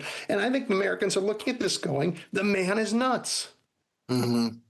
Yeah, well, but I think that, and Russia is a good example of this, that year after year after year, there's an eroding force here where I think if the news media is terrible, is lying to you for year after year after year, you're eventually going to believe what they say. We're in a position now where we haven't had media capture completely, and we still have, and there is as you pointed out, there is a very refreshing trend toward independent media here. It's not corporate based. It doesn't really care what Trump says or how much he threatens to hurt their stock price. So there is that. But if we allow this to go on forever, for years and years and years, I'm not so. The midterms are incredibly important right now because I'm not sure what kind of country we're going to have by the next presidential election. If we don't win the midterms, we will not have.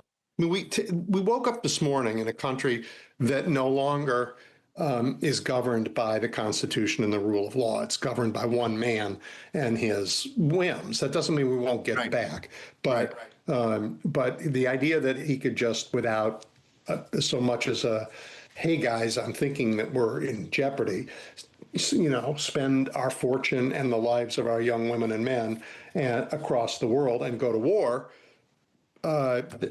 that is not within, that's just not something that is in our Constitution. It's not something that is, we're not that country anymore when that happens. Well, another thing that's does not conform with the rule of law is murdering 150 people on boats in the Pacific and the Caribbean. I mean, that is not, number one, if you've got evidence that they're drug traffickers, arrest them and charge them and convict them. If you don't have evidence, you don't kill them. And another thing is that even if you have convicted them of drug trafficking, that's not a capital crime.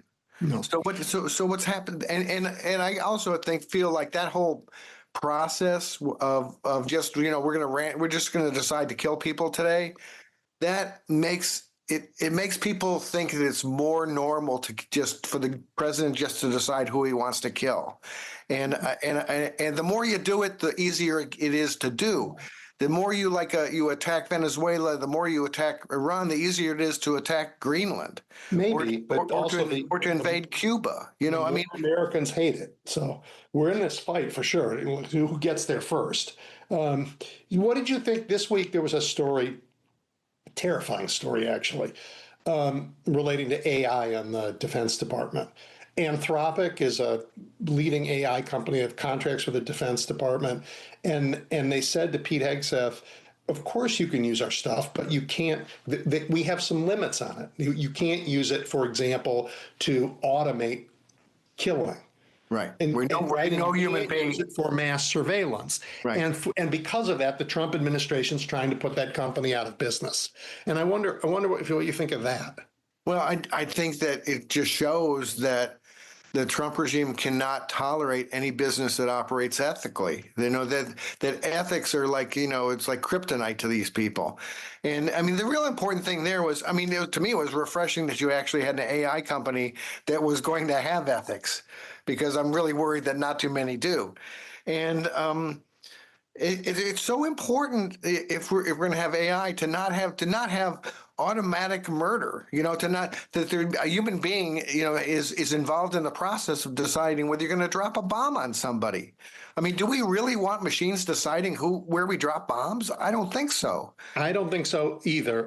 And my only on the other hand is, I bet some of them have better judgment than the ICE crowd who was here. Yeah, well, that might be true.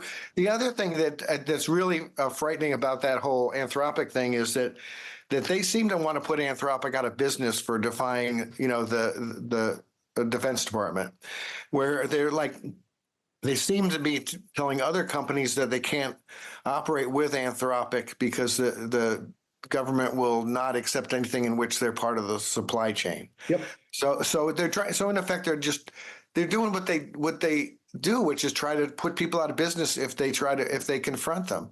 This is really, what we're seeing is it's nothing less than an emerging dictatorship. And as you pointed out in what you just wrote today after the attack on Iran, that they're not tethered to the Constitution at all. They're just not. They are trying to intimidate everyone to just roll over and let them do whatever they want to do. And what happened in Minneapolis was obviously you have these.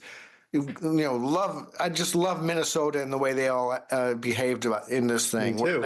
In the same way that Chicago did too. They took our lessons and ran with them and improved upon them. Right. And the Trump people hate that. They hate when somebody shows American values, when somebody shows American courage, when somebody shows a charity toward other people, because a lot of those people, and both of the people who were murdered by, Homeland Security on the streets of Minneapolis, they weren't necessarily trying to defend themselves. They were both, fairly privileged people, and what they were white. And what they were trying to do is trying to protect their neighbors. They were trying to help their neighbors, which is something that in this country, we should admire people for that. We shouldn't shoot them to death in the street. Yeah, it's two things. I think Americans turned out in Chicago and in Minneapolis and elsewhere in LA, but in large part to protect our neighbors, but also because, damn it, we don't like being pushed around by armed thugs. No, we do not. It's not in our character. And you know what? I mean, I would feel there are examples. Like I was talking to somebody right before you came on. The example of Kilmar Abrego Garcia, like a man who is the bottom of the power structure in America, right? He was here as an immigrant. He had, not the proper. He didn't have a very good education, none of it. Right now, he is a free man despite being sent off to seek out. They were forced to bring him back, and now the government is defending against a malicious prosecution charge. Right. That is an amazing turn of events. That we have to remember things like this. That this man is not all powerful. He pretends to be. He's got a great voice, and he says, "You threaten me, and all hell will break loose." And it sounds terrifying, but in fact, we stand up to him and we win.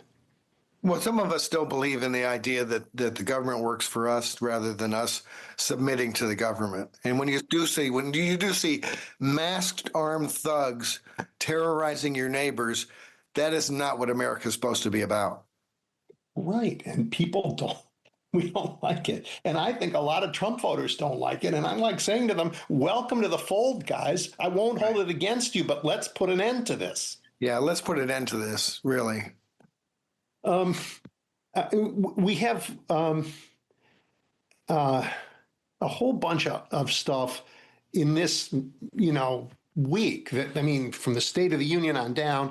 J.D. Vance is in charge of fraud. And let's just talk about this for 1 second. It's related, and we only have a couple seconds. Fraud is a crime. You have a Justice Department to investigate crimes. J.D. Vance has come in and said, we don't need to investigate. We don't need to treat it like a crime. I am judge, jury, executioner. Minnesota's guilty. We are withholding Medicaid funds because the federal treasury is ours to do what we want with. Again, it's like an example you just gave of thugs doing what they do. And my guess, Mark, is the courts will tell them to go pound sand. Yeah, I think so too. But the real problem is that takes a while, and they're still going to do it, and they've defied the courts. In a number of ways. But you're totally right. And it's amazing how consistent it is that the places that they want to attack are places that voted for Democrats. Oh, shocking. This is clearly they are targeting places that will not vote for them and trying to intimidate. Welcome back to Edwin Eisendrath's It's the Democracy, Stupid on WCPT 820. Okay, everybody, welcome back. Tough day for sure. And the topic I want to talk about next, and the wonderful reporter who's joining me to talk about it, I don't think is going to make this an easier day. Mika Rosenberg holds, I don't know if it's the country's most depressing job. She's ProPublica's investigative reporter covering immigration, and lately she's been telling the world about the plight of children in Dilley Detention Center. Hi there. Hi. Thanks for having me.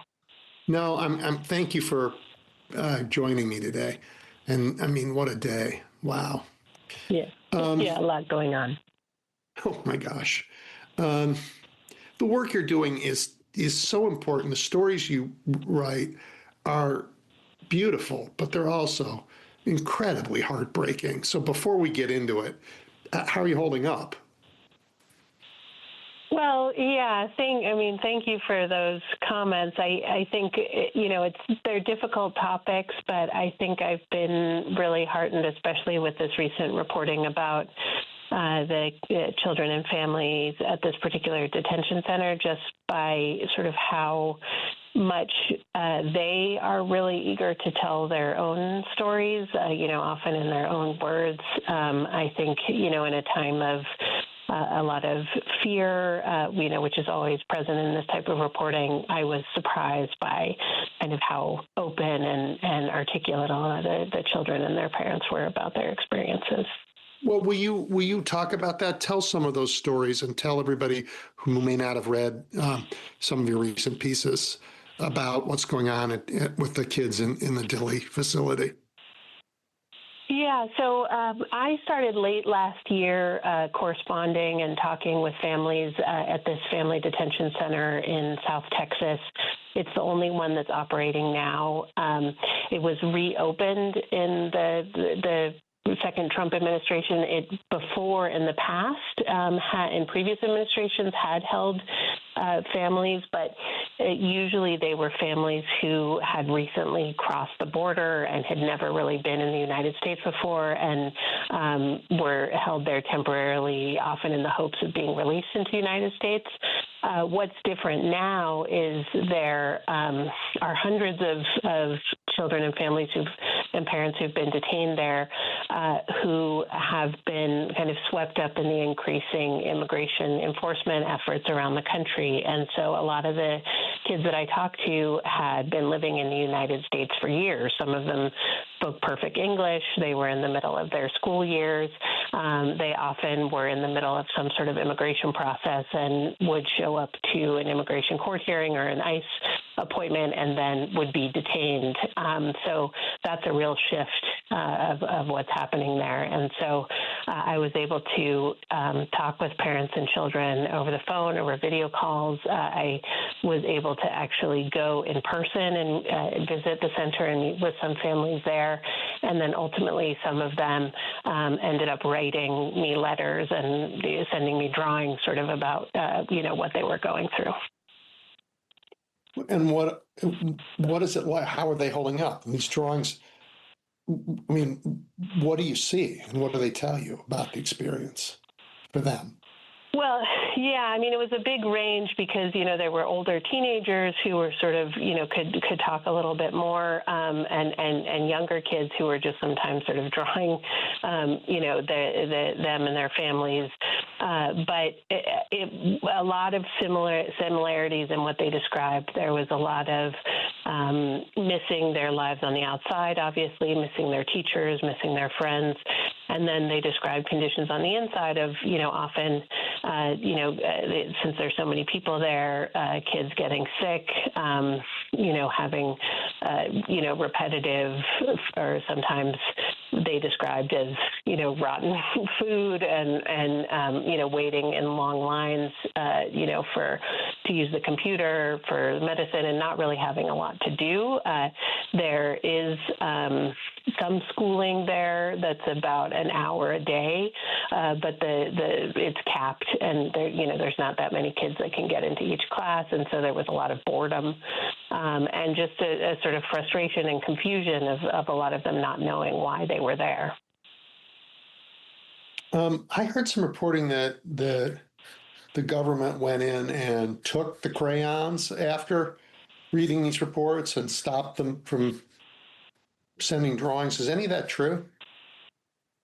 Yeah, we did a follow-up story to our reporting, and some of this had been happening in the past. There, we had heard reports of kind of access to Gmail and other Google services being cut off, which complicated some of the communications with the outside world. And then, after there was the arrest of Liam Conejo Ramos, who was the 5-year-old who in a blue bunny hat, who kind of image went viral and was taken there. That sparked protests and congressional visits, and then we published the children's letters. And we sort of after those events, we heard that there was kind of stepped up searches of rooms. Some of the mothers told us that, the drawing materials that had been used to write the letters or write protest signs were confiscated. And, they described kind of feeling monitored as they were using video calls. The ICE and the private prison company that runs the facility, denies that they confiscated or destroyed any children's artwork. But there was definitely a feeling that as the sort of detainees tried to speak out more and talk about their experiences, they felt that it was becoming more difficult. Yeah, it's horrific. I'm in Chicago, home to Lollapalooza. Mm-hmm. So I have to ask you, because so many people here go to Lollapalooza and love it. My son has gone every year that he can remember. He loves that music. But what's the connection between Lollapalooza and what's going on in the detention centers? Well, that's an tent interesting. company, Yeah. So that's a different story that we wrote last year. So there, basically, as you know, the Trump administration has these big plans as part of their mass deportation campaign to increase detention capacity to a level that's never been seen before. And part of their plans for this was to build these massive detention facilities, which in the past have been used kind of as overflow facilities on the border. And so there was a big rush by a bunch of companies early on in the Trump administration to make these big tent facilities to kind of get in on, more of this, potential detention business. And so as we were looking into that, who were the big contractors who were sort of poised to make money from this, we found one of the biggest companies in this tent detention space is a company called Deployed Resources, and they actually started out in the past, doing big concerts like Lollapalooza and all kinds and other sorts of big events like that, and then over time became a huge near monopoly in this tent detention space. But what's interesting is, we wrote a big story about that company, and then they were awarded a major contract to build one of the first facilities of these in Texas. But then a few days after that award was given, it was revoked and given to another group of companies who ended up building the Fort Bliss facility, which is in Texas. So that's and now it's called Camp East Montana. There's hundreds of people who are detained there, and but that's an adult facility. So where the children and families are being held is run by a different, sort of more established, non-company, a private prison firm called CoreCivic, and they've been a government contractor for many years. And CoreCivic's. What kind of oversight, what kind of quality control, what visibility do the government have in making sure that people who are there are treated humanely and the conditions are not intolerable? Yeah, well, CoreCivic in response to our reporting and, to other coverage of their facilities have said that they're, heavily audited. They have people that come in and inspect their facilities and that they follow government detention standards.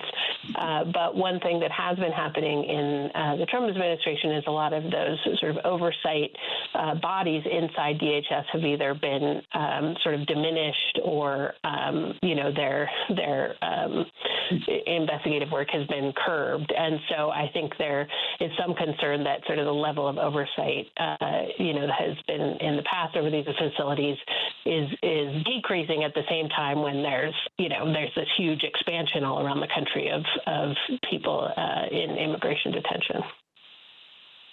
Yeah, I mean, they have not allowed Congress easy access to do their own oversight in some of these facilities. And that, oversight helps. Oversight, when we got the chance for Congress to go in a facility here in Illinois in Broadview, conditions improved. So, it works.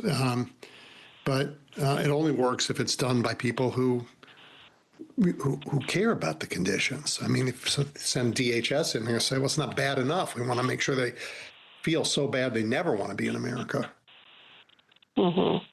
Yeah, and I think that, Congress, members have been frustrated. They've been trying to, do unannounced inspections at a lot of places, which is usually allowed and have been blocked, as you know, in various places. But then, there have been, congressional visits like to Dilley.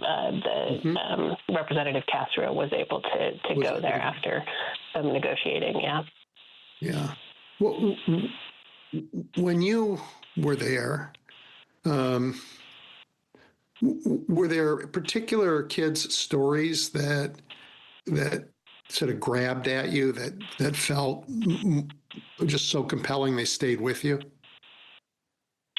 Yeah, Yeah, there were a lot, to be honest. One sort of heart-wrenching video call that I had was with this adorable 18-month-old baby named Amalia, who, was waving at me and blowing me kisses. And so I was, fawning over her on the video. But then her mother told me that she had actually was just on the tail end of recovering from a very, very serious respiratory infection that, had dragged on, and she ended up having to be hospitalized for over a week. Her mother says it's because she was complaining about her symptoms and wasn't getting kind of the care that she needed. The government said that, that nobody's denied medical care, but what did happen is that after she was hospitalized for that long period of time, they returned that family back into detention. And so I was speaking to them after the fact, after that hospitalization, and she was still there. Ultimately, they ended up being released, and, but that was a very harrowing experience. And I also met another kind of incredible 9-year-old girl who she had a particular story because her mother was living in Colombia, was living in the United States, and was married to a U.S. citizen and was in the process of applying for her green card. And her daughter, her 9-year-old daughter, was actually living in Colombia with her grandmother and was traveling back and forth to the United States, sort of waiting for, her mother to regularize her green card. And so they had made a plan to meet up, as they had done in the past, to take a trip to Disney World. And they were both intercepted at the Miami airport. And instead of, returning her to Colombia to be with her grandmother, they detained both of them at Dilley. And by the time that I met them, they had been detained for more than 4 months. And so that was ultimately, like right before we ended up publishing our story, after we'd asked the government about them, they were finally returned to Colombia. But, she was completely baffled about why she had to be detained for that long and missing school and having a really difficult time in detention. There are so many stories of people who've been detained and then released. And And we saw this in Minnesota, where the U.S. attorneys just said, "Look, we can't handle this caseload. We don't know what to do with all these people suing, habeas cases, saying I've been illegally detained." Are you seeing sort of structurally the government is just grabbing people, warehousing them, and they don't get their day in court because there's no room, there's no time, there's no personnel to hear whether they're in these places legally or not? Well, I think that's definitely a problem just because of the volume of people who are in detention right now. I think what the administration, has argued is that, in the past, people have been allowed to pursue their immigration cases while on the outside. And because the backlogs in the immigration court are so big, people can wait years and years and live in the United States while their cases are being heard. So what they're doing is trying to put everybody in detention, while the cases drag on. But I think part of that is that a lot of people, get overwhelmed, or it's too difficult to be in detention, and they end up maybe giving up their case, which they might have won, and saying that they'll be deported. And so I think that's detention, leads to a lot of people in some cases kind of giving up and being deported. So that's one, I think, reason maybe why it's being used. I think that as you mentioned, there's people who can file habeas cases, and we at ProPublica wrote a story about sort of the record number of those cases that are being filed, and oftentimes, people are winning those cases, but to file that is complicated. It's expensive. You need lawyers who have experience in the federal court, and a lot of people don't have those types of resources to file those types of claims. Yeah. So what we're seeing instead is people with no due process really being picked up and put in detention centers, and that does not feel very American to me.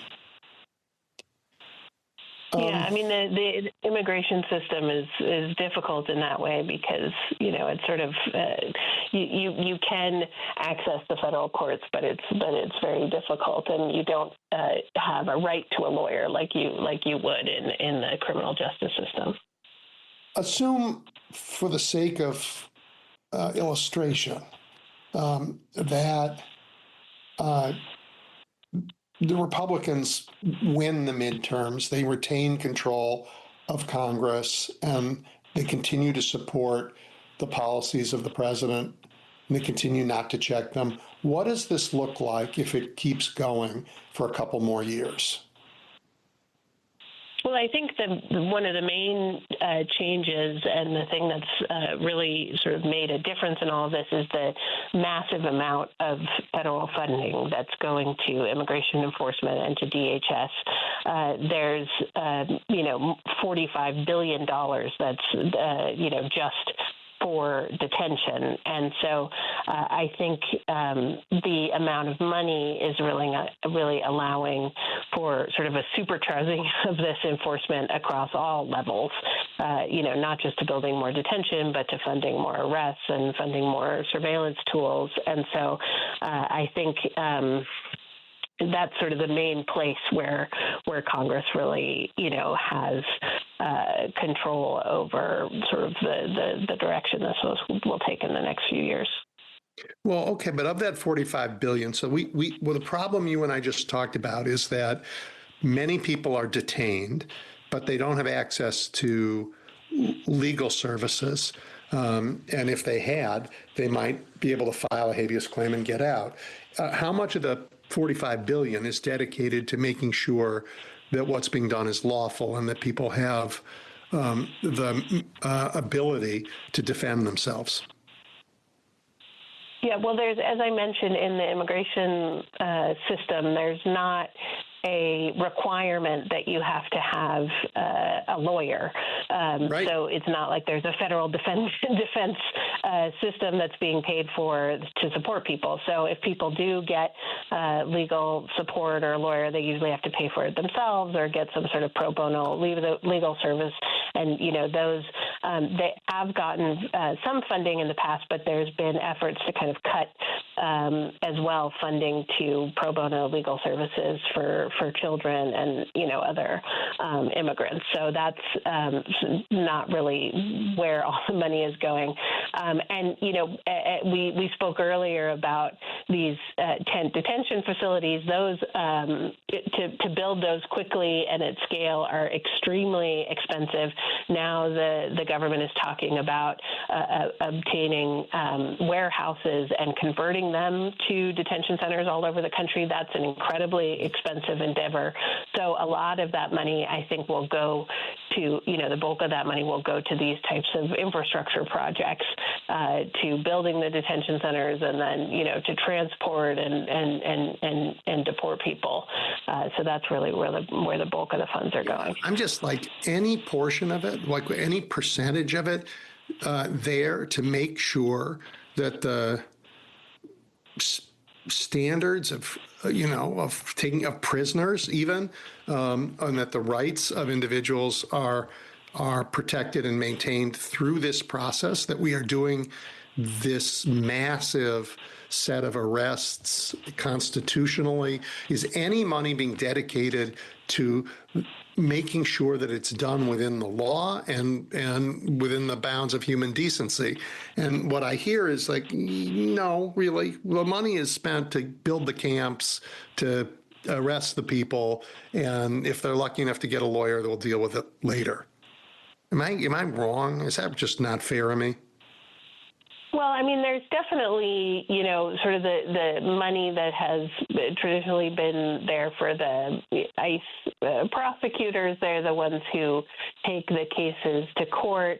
The immigration court system is part of the Department of Justice, so that has its own system. And, all the immigration judges there, they say that they strive, to be independent arbiters of the law, but a lot of immigration judges have been fired recently, and new judges are coming in, many of them with sort of military judge experience, which it sort of remains to be seen, how that will play out. But some of the sort of legal advocates have worried that, the reforms to the legal side of things might make it more difficult for immigrants to win their cases in court. So, there's always a certain amount of money that's going towards the legal process. But I think the main message of the Trump administration is that, the system has been too permissive. It has allowed too many people to stay in the United States, while their cases are processed, and that, there needs to be sort of more deportations. That's what they're aiming for. So yeah, I think if the money is being spent, it's in that vein. Yeah. Just for those of you who are listening, it's worth remembering that in Trump 1, he cut funding for the immigration courts and immigration judges, leading to an enormous backlog in these cases. So, and now that backlog is somehow an excuse for taking people who are going to court and throwing them in these detention centers, including tiny little children. Okay, yeah, so and I think that. I think the backlog too, exacerbated since there were so many new people crossing the border during the Biden administration. A lot of those people, yeah, and a lot of those people applied for asylum, and so that created also that strain. Yep. All right. So we have this. Have you talked to the people who have subsequently been released, and have they said that they're back to life as normal, or have they said, I got to get out of this country, I can't have this happen again? What's the feeling of people after they've been through this experience? Well, a lot of different experiences, but I did spend time with one family who the mother from Honduras was detained with her 14-year-old, but they had been living in New York for the past 7 years. Her daughter was in the middle of her freshman year in high school, and they actually had subsequently moved to the United States, had grown their family, and she had 2 U.S. citizen children, a toddler and a kindergartner, who they were actually separated from when they were detained for months. And so when they were released, it was, obviously they were happy to be reunited, but it was difficult, on both ends, because the young kids who had been separated from their mom and their sister were really anxious. The kindergartner didn't want to go to school in the morning because he was worried that his mom and his sister wouldn't be there when he came home. And so she had to promise him every morning that she would be there to convince him to go to school. And then the 14-year-old who had missed all of those, months at school, she was really worried about her grades. She was worried about falling behind. And so I was actually there when she went back to the school, and, her English teacher embraced her and was crying and, said that she had really been missed. And the principal said that he was going to try and support her, and knowing that this was a difficult experience. So I think she had the support that she needed, but it's not clear if everybody who's kind of been pulled out of their lives will come back to that type of environment. Well, listen, we are out of time, but I want to thank you for your great reporting on this enormous trauma that we are in the midst in this country. And your reporting, I mean, I pushed you and you pushed back. Your reporting is fair and you are not going to pick sides. You're going to report what you see, which is what great reporters do.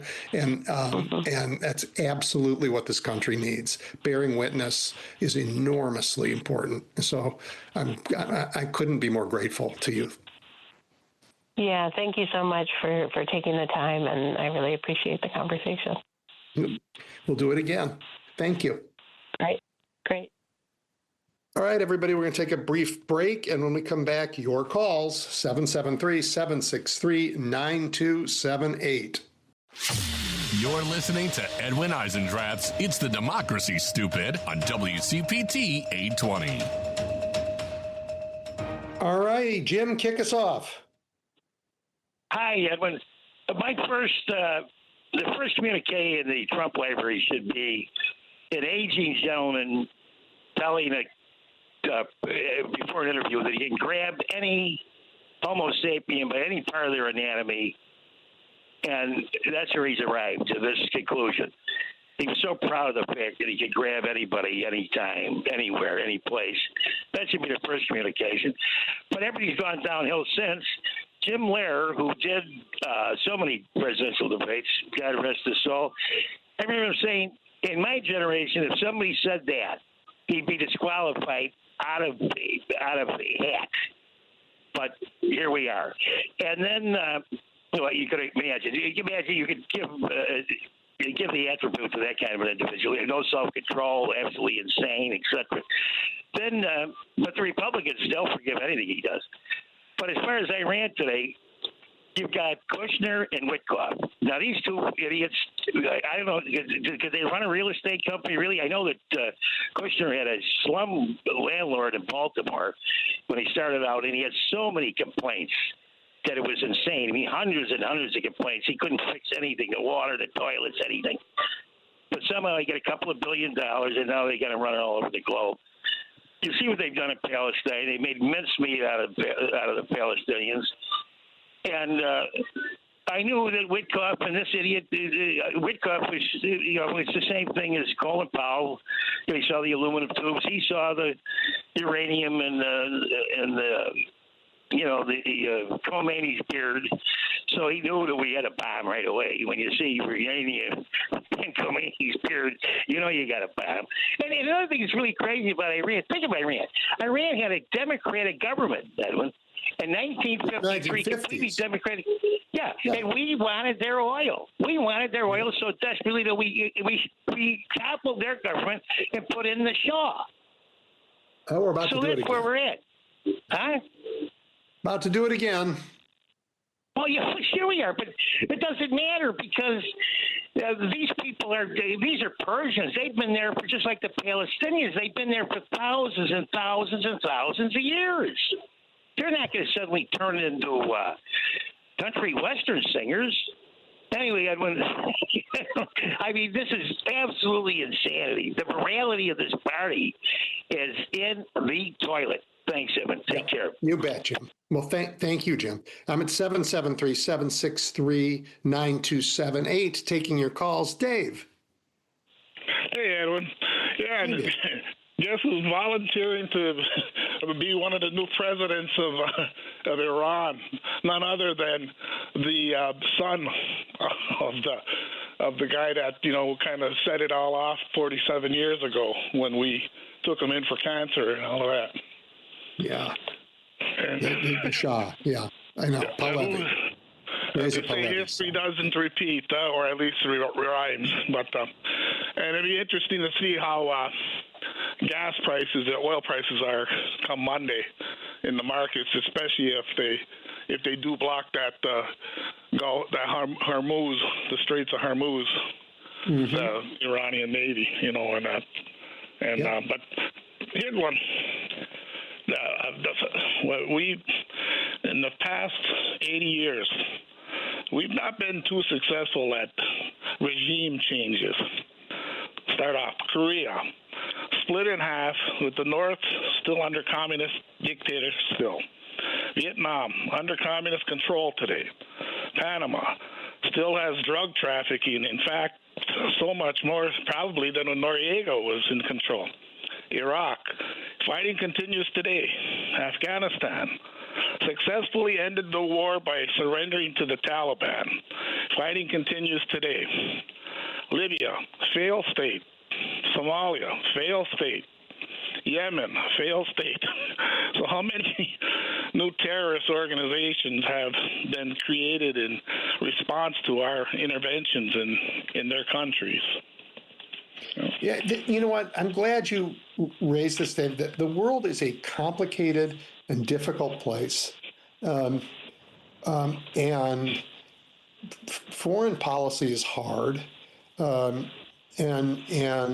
we've done it well for a long time, and we thought, look, it's not all war, Defense Department. It's also diplomacy and development. The current crowd sent Jared as their diplomat, and he failed, and we are at war, right? I mean, why'd they send him? They sent him, and he failed, and we went to war. This is all disgraceful, and you cannot have fools, and people who are in it for themselves be responsible for the state of the world. It's beyond exceptional. Anyway, Dave, thank you. All right, Edwin. Thanks. Be well. Yep, you too. 773-763-9278. Cece. Hi there. Hi. I thank you for taking my call. I've been listening to people talk about arresting people off the street, bullying them in their homes, dragging them into unmarked vans for too long. We haven't been paying attention to what's going on. That is the most gruesome and insightful way to create a complete autocracy.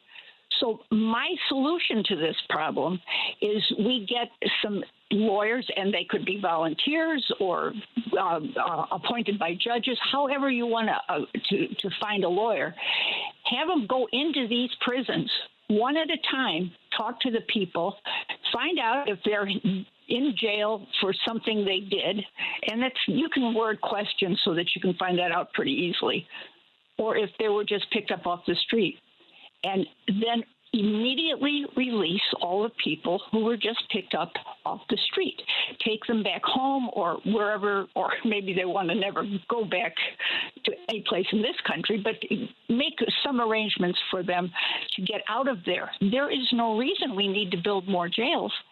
If we don't just arrest everybody we meet, we don't need more jails. We need to get people who don't belong in jail in the first place back to their homes. But Cece, this administration believes that if you came to the United States, even if you followed the rules that were in place when you came and you applied for asylum, which you were allowed to do, that you belong in jail, period, until that asylum case is ruled on. That is not what the law has ever been, but this administration changed the rules. So suddenly, you're just walking down the street. This government has deemed you illegal and therefore can arrest you, even if you are going to court for the case, your own asylum case. They can arrest you there. Even if you are picking up your kids at school, not only can they arrest you, but here in Chicago, they murdered a man after he dropped his kids off at school, and then they slandered him by saying, he was trying to run us over with a car, right? But now we know that they lie like they breathe about that. They lied about Renee Good and Alex Preddy in Minnesota, both no threats, zero threat to them, and they murdered both of them and claimed they were terrorists. So sending lawyers in, I'm sorry to say, isn't going to do the trick. The administration believes they have every right to keep people in jail if they have come to our country and they don't yet have a green card. We have to change the narrative. We have to change the administration. We can't tacitly agree with Trump and his hatred of anybody who isn't white. That is the wrong place to be in your head.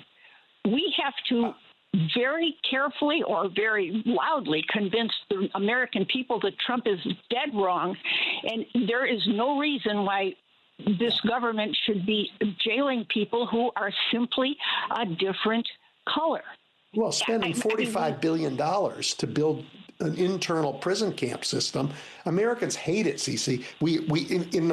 This last year, Americans have seen it. They haven't had their heads in the sand, and they hate it. Now, Congress, in their big, ugly bill, gave them the money. And the government is partially shut down right now because Democrats aren't going to fund DHS unless they get some clawback or some improvements in this. So we are in this fight. They're asking for peanuts. They need to say out loud. So you get. I don't even know. I agree. And we were winning that fight, so Donald Trump took us to war in Iran. Everything about this administration is dangerous. Well, hopefully somebody will come to their senses and start indicting the right people in this country. But until then, we don't have to jail people and pay for their jailing and starve them to death in gulags and concentration camps, which is what they've created. That's correct, and they're going to create more of them. I'm extremely upset. Thank you for calling. Well, I'll let you go. Have a good afternoon. You too, and thank you for being part of this conversation in this community. Greg, you're next. Yeah, hi, Edwin. Good afternoon. Enjoying your show today. Just hello to all the previous callers. I really enjoy the content. My take on this is pretty typical of myself here. I think we're being played.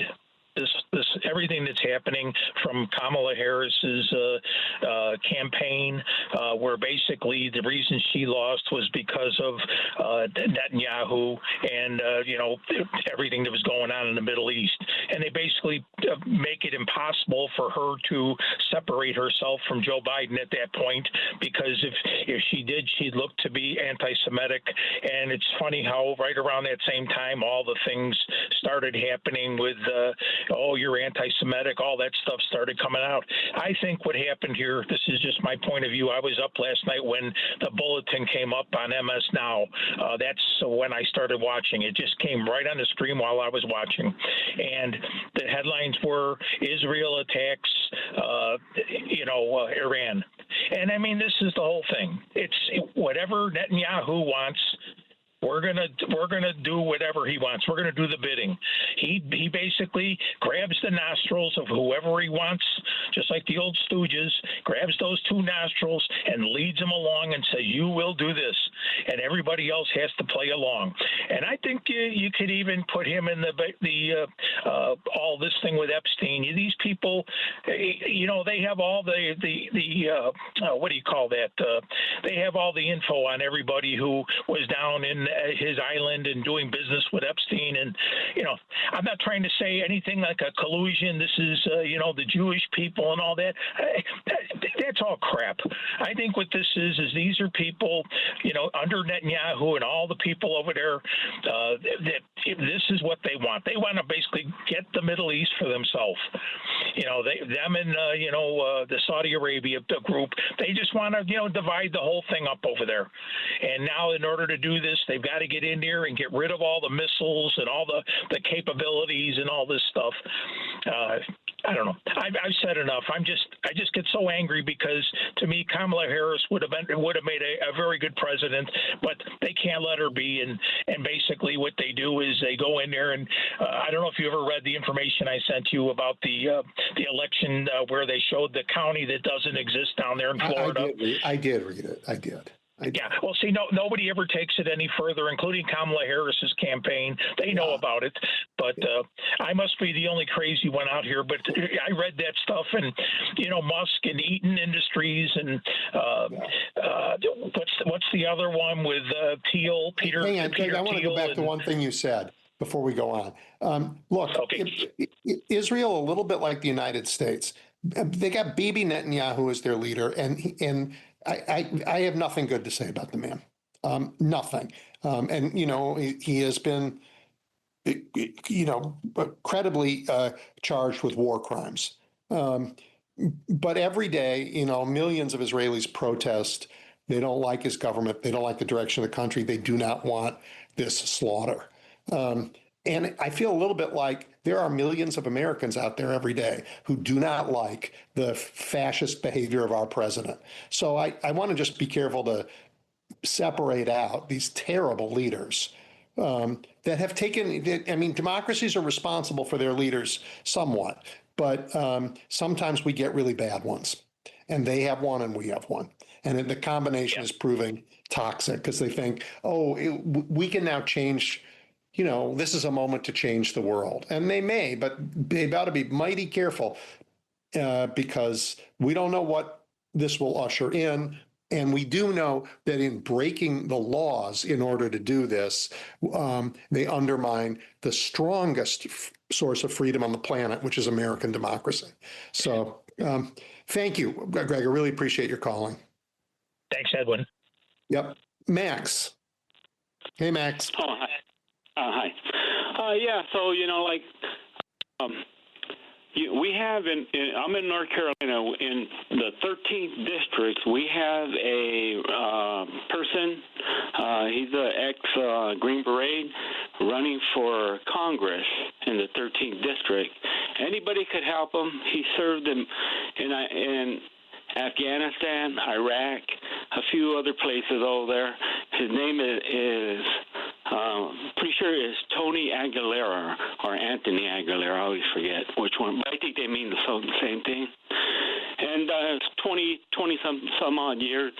And maybe you should have him on your show because, the stuff that you're talking about right now, this is according to him, when he gets into Congress, that's what he's going to be talking about. And none of our representatives, Democrats or Republicans, are speaking up enough about what is going on. And it's not about, people need to know, it's not about Israel. Okay, so Israel is an American puppet, regardless of anything that you want to believe. It's because the United States needs to keep that dollar. They need to keep people in the world trading in the dollar. We have to have that in order for, not for us, not for the American people, because the American people need trade schools. They need schools that are going to move us forward. But Wall Street needs that dollar for them to stay in business, for the rich to stay in business. And it's them or us. And that's what this is, them or us. And that's the way people need to look at it. Your bills are going way up because of them, not because of us. And you need to basically pay attention to that. People need to pay attention to that. Yes, when they bombed in Iran, I have friends over there because I'm very religious. I'm a Franciscan Catholic, and there's a lake over there. It's called Solomon's Lake, and I've been wanting to go there for many years. Since I was like 18 years old. I'm 66. And wanting to travel through a lot of other places, but most likely the way that I am, not because of the Iranians, but the way that I am, I've been kicked out of countries, and I might get killed, so I'm waiting for things to settle down. But when they bombed, two of the first places that they hit were two schools, and they killed 85 little girls, okay? That's what they did. That's what our government done. They killed 85 little girls, a 5-time draft dodger. That's what a 5-time draft dodger done in our name, and people need to stand up against that. That's all. Amen, thank you Max. for taking my. I agree with you completely. Thank you. Okay, thank you. Bye. Yep. All right, I'm at 773-763-9278. Paul, big day. Yeah, well, I'm wondering, at some point, this sort of reckless distraction of Trump and Bibi Netanyahu, this has got to lead to some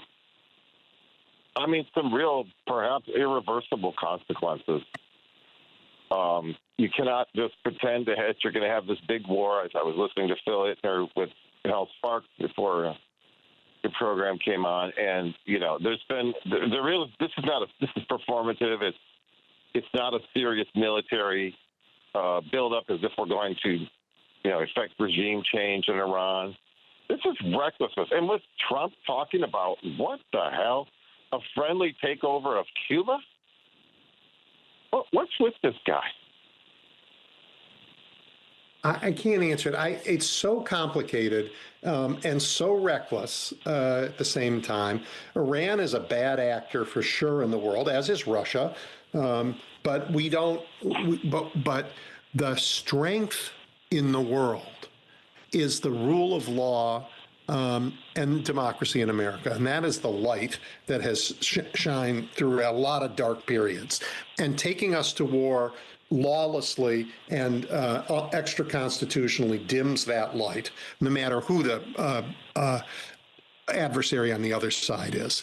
And that's one. Two, we don't know that like, you can't take a nation like Iran and a night full of, you can cause a lot of destruction for sure. You can kill their leaders for sure, but you can't determine what happens next.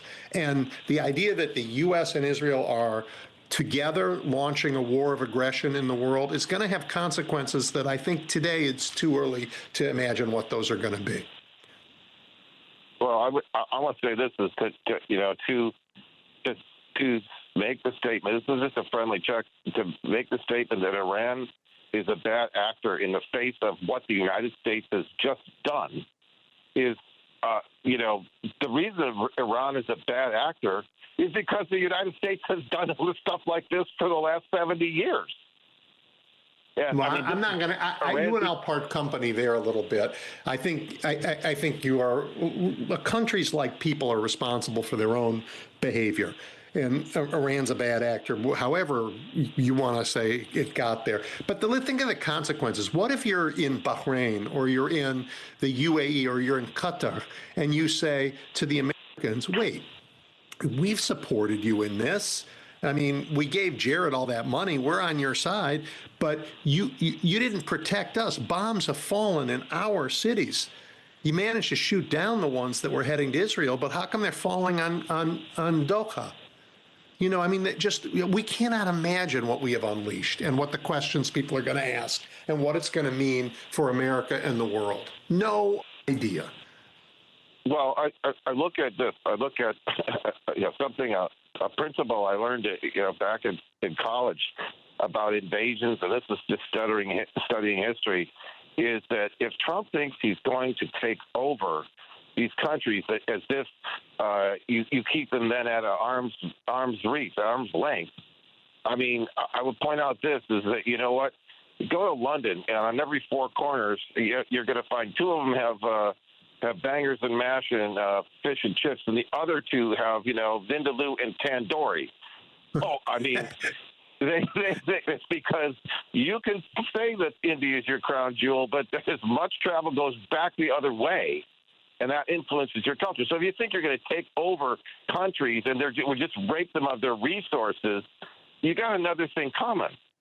You can't just get rid of it that way. I mean, assimilation, as I think one of my professors, a word that I'd never heard before when I was young.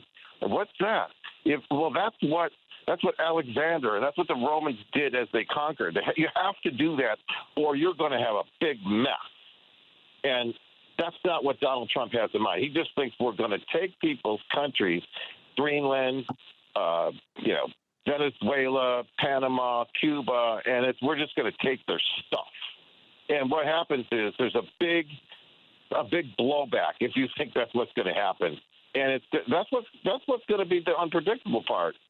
And to go back is that Iran was on a track to be democratic, as we've already gone through. We talked about this over the overthrow of Mossadegh.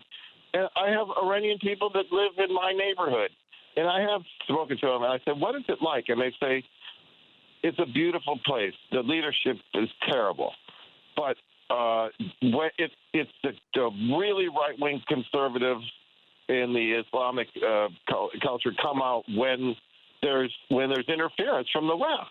That's what happens in all the Middle East countries. Interference from the West happens here too. That backlash. Yeah. Well, I mean, and here's the thing. This last week, Donald Trump. What we know is that his Justice Department hid interviews with a young woman who in those interviews says she was raped and physically assaulted by Donald Trump. We don't know because it wasn't investigated. We don't know what the truth is, but we know those allegations were made. The woman was interviewed multiple times by the FBI, and Trump's government illegally hid those files in the Epstein files. That was last week. And this week, we've gone to war with Iran. And because he is such a hideous monster, Paul, we don't know. We don't know why we went to war with Iran. He never told us. He never made it clear. He never made the case. And the Americans left credibly thinking, could this terrible person have launched what could be a global altering war because he was credibly charged, or because he was found out to have hidden interviews where somebody alleged he raped her, and a girl raped her and hit her. I mean, I can't. The idea that you cannot tell whether we're at war because that was news or for some strategic purpose. This is the mess this person has left the United States. It is so beyond outrageous that no decent American should put up with it for 1 second, let alone those cowards in Congress. And I don't trust that he would not use a nuclear strike in Iran to prove a point, to settle something, and do it unilaterally without any permission from Congress. I don't trust that he will make the United States the only country to twice detonate a nuclear weapon in another country. Paul, wait, on that topic, Len, let me be clear about this. Any military personnel that takes that order and presses that button is committing a massive crime and will be punished for it. Yeah. No one should follow that order. Well, that's what Mark Kelly and Alyssa Slotkin tried to say. But they did say it, and Donald Trump tried to put them in jail for it, and they won their case. Yeah. Well, that doesn't mean that the Pete Hegseth regime, the Pete Hegseth drunken regime, won't do it. No, I won't go there. Won't go there. Absolutely won't go there. Absolutely won't. We aren't under attack. This isn't about our safety. Nope. All right. Well, that's on that terribly cheery note. That's going to end us for today. Okay. Listen, everybody, thank you for being with me this afternoon. Thank you for your courage and your vigilance. And understand this: there are remedies. We'll go to court. There are litigation remedies. We have been winning in court. There are congressional remedies, and Congress is going to show back up next week, and Democrats are going to be tougher than they have ever been. They've already said no to more DHS funding because of ICE. They're going to say we need a war powers resolution, and not one of them is going to cave because we won't let them. We will not let them. If they start to cave, call them in millions and millions of numbers. And then there are political remedies. And, don't you just want to vote? Don't you walk through fire to vote to make this, put an end to this? That's where we are. Have a great week, guys. See you next week.